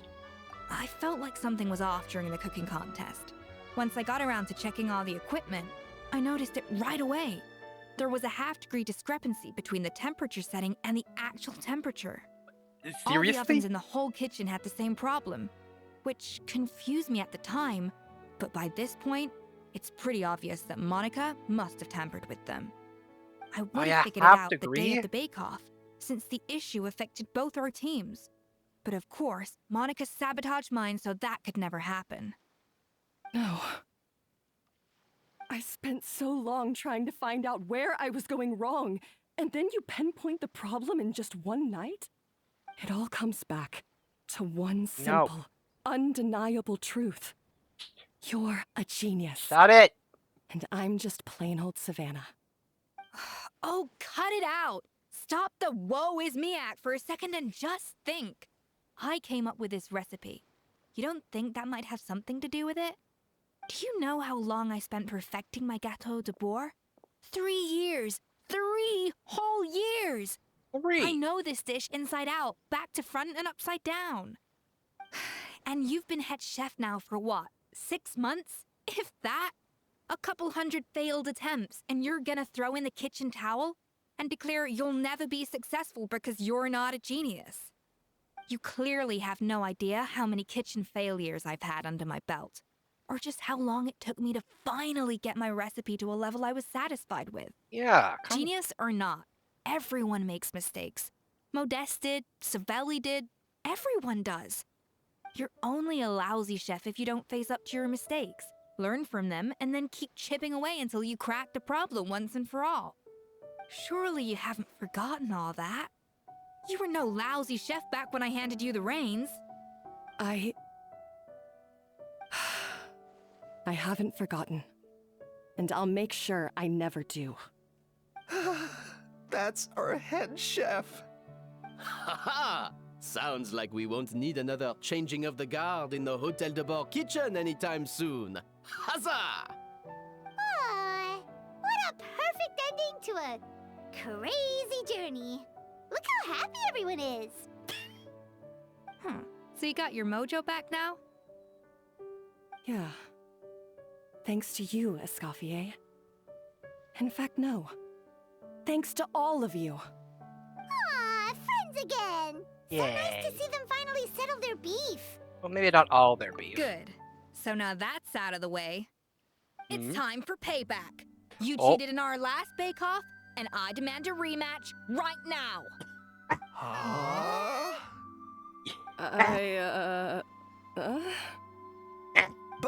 But that was mostly Monica's fault, wasn't it?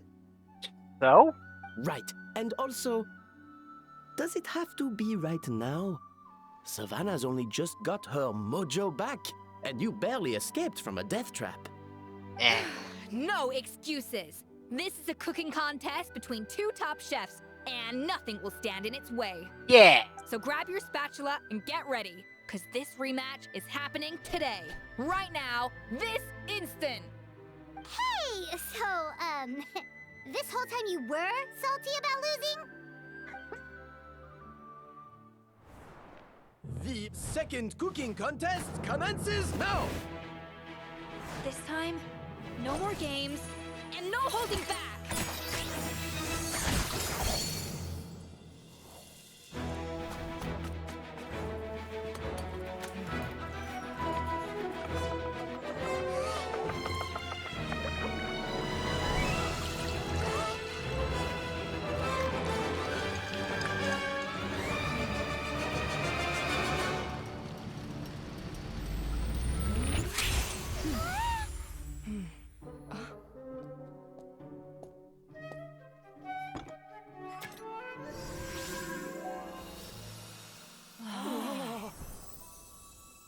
Man, how do you make it glow like that?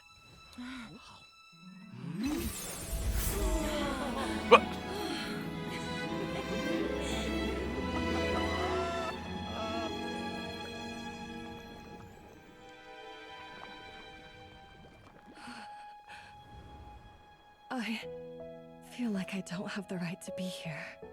Hey, what are you so afraid of? You can't unbake it now. And if you don't serve it, then good or bad, you'll never find out how to improve. If you're too scared to fail, you'll never know what real success tastes like. Exactly. So? Embrace your failure. Taste it. Digest it. That's the way to success. I don't know. Sounds like it's easier said than done. Oh, it is. But I'll do it.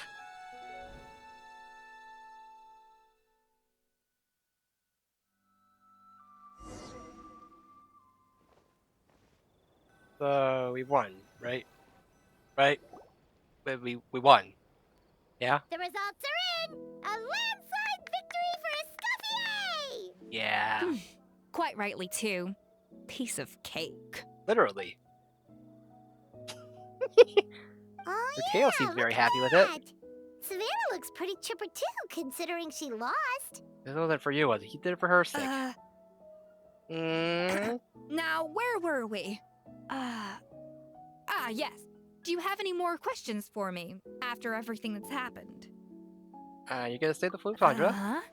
I thought Navia would have filled you in. And actually, I said all this to Savannah before I left. Although, as we saw, I don't think any of it sank in. I had two reasons for leaving. One was the food safety incident, of course, but the other was that the Hotel de Boer had reached a point where it didn't need me anymore. So I decided to step down and look for new opportunities to improve myself. Improve how? Kind of amazing. A while back, I got to know a fellow chef from Niue, and in her, I saw so many new possibilities. Are you serious? She has that same adventurous spirit that Modeste and Sibeli had in their youth. Slime mucus, lizard tails. With her, nothing's off the table. Wait, no! There's a whole world of new flavors out there waiting to be explored, hiding away in ingredients we overlook. We know her. Case in point, remember those Romaritime flowers down in the ruins? I used them in the cooking contest just now. Did you taste the difference? No. What? Paimon didn't notice at all. You know, we could just... Half of the art of cooking is dissecting the recipes of previous chefs and figuring out the exact constellation of elements that gave their work its signature taste. And the other half, it lies in freeing yourself from the confines of the kitchen. You've got to go out and explore the endless possibilities out there. Uh-oh. Paimon's suddenly not sure she wants to try your cooking anymore. I'm always down to be your taste tester. You should definitely make Paimon test. Hey! Yeah, I thought you liked Xiangling's Don't worry, experimental it's taste. not going to be a test. free-for-all like in Modeste's time. Before I put anything into my food, I'll obviously do my research. Make sure it doesn't contain any harmful substances. And taste it yourself. In the meantime, take this. It's a recipe for Petit Gâteau de Bourg revised version. I tweaked it to suit your needs as busy adventurers. Hope you enjoy, and remember, feedback is always welcome. All right! So, do you ever see yourself returning to Hotel de Bourg? Oh, of course. I've already promised Banishem that I'll come back every once in a while to make sure the quality of the food remains at an acceptable level. Good luck to Savannah, I guess.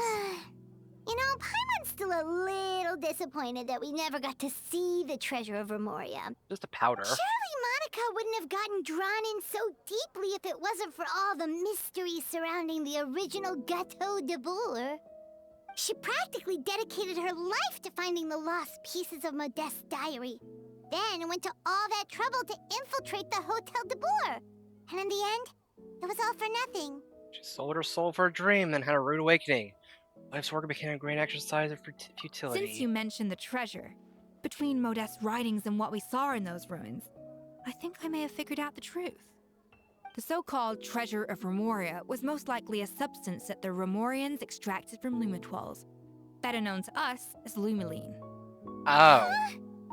So then, why all the hype back in the early days of Gâteau de Bourg? Don't forget, it was a very different era. We could barely even refine sugar back then, so desserts were very much in their infancy. In a world of bland food, it's no wonder that the first thing to really excite people's taste buds took the world by storm. Right. And as for the Lumiline, it may well have been somewhat valuable in ancient times.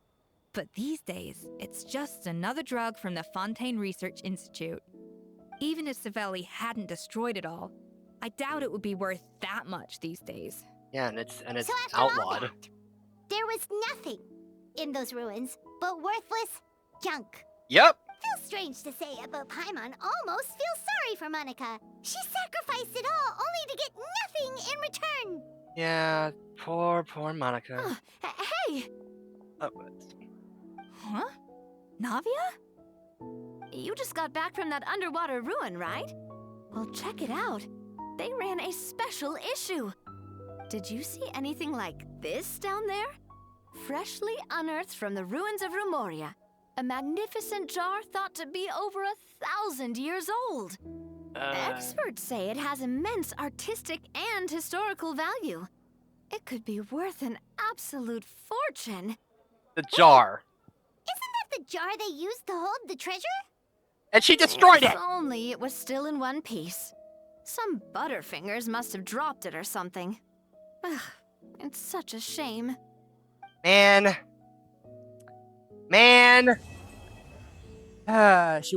She was so tunnel visioned on the friggin' drug that she did not think to maybe keep the jar handy.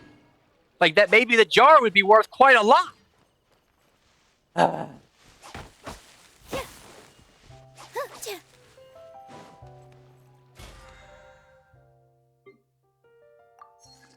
Oh well.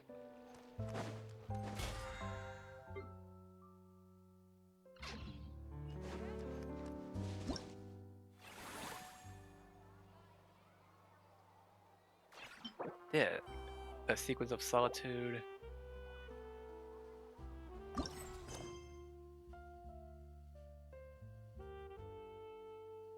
Got another 10 days to do this, so I guess next week we will. Next week we will do that. Oh, let me check something. Okay, well we did that. Yeah. Grab this, and yeah!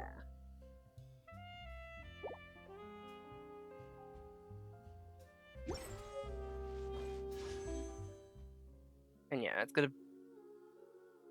Oh my goodness. Well, she'll still be here next week.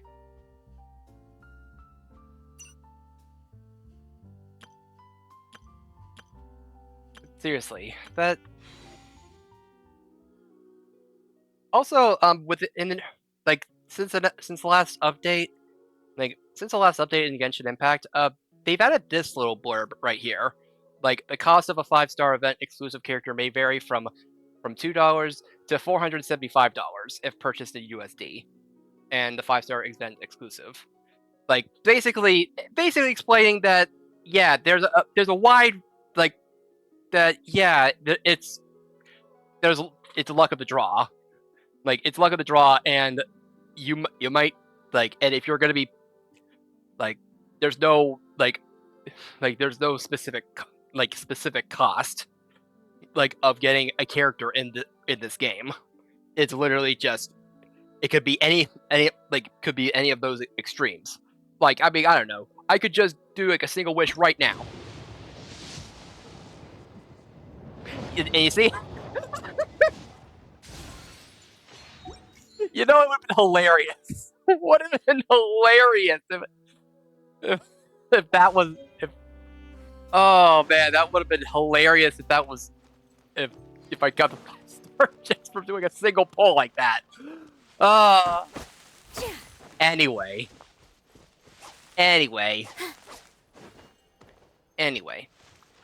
It's 1 PM now, and, yeah, next time on Genshin Impact, we will check out the Whirling Waltz, like, in a single sitting, and, yeah.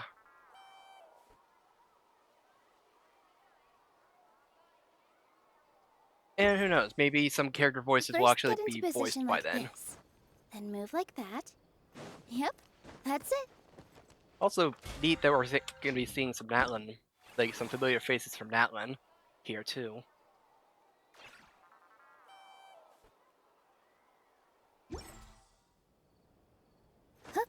But yeah.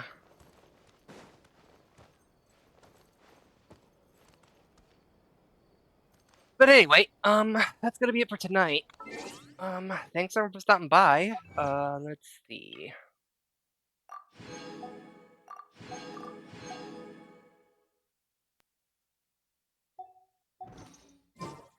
Alright. So.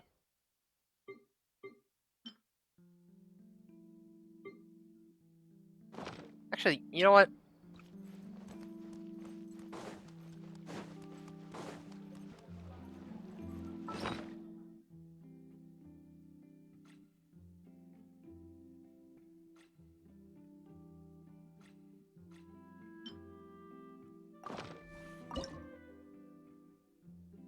Gros Soufflé and Gâteau de Board revised version.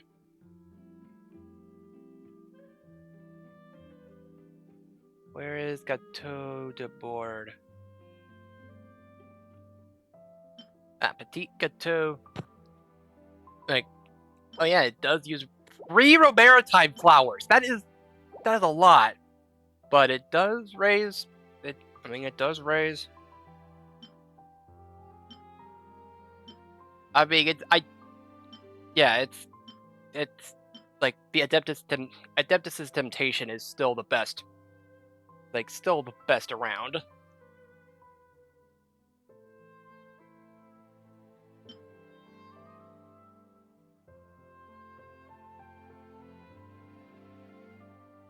Like, or the best for attacking, like, crit rate.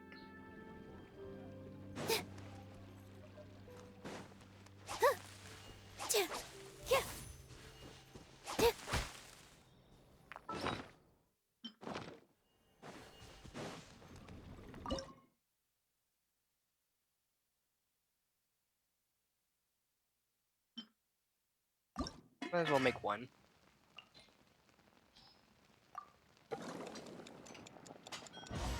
Oh, you got 2 of them. That was a 12% chance.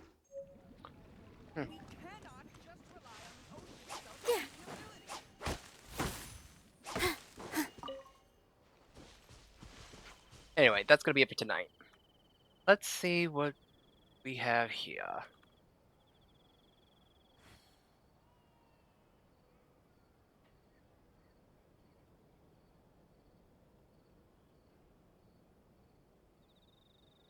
Take a deep breath, as if you're about to blow up a huge balloon. Exhale all your sleepiness into it, and then, poof! It's now flying away.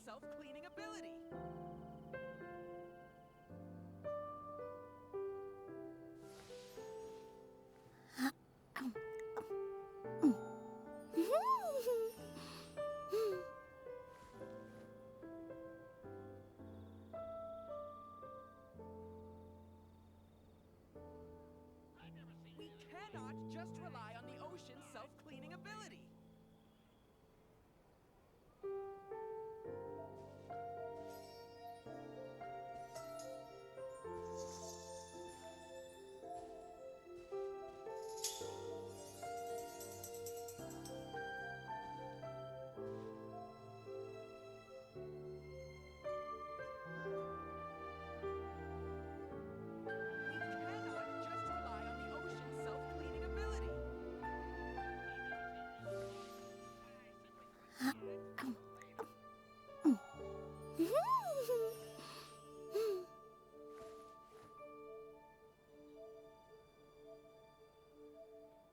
Anyway, let's yeah.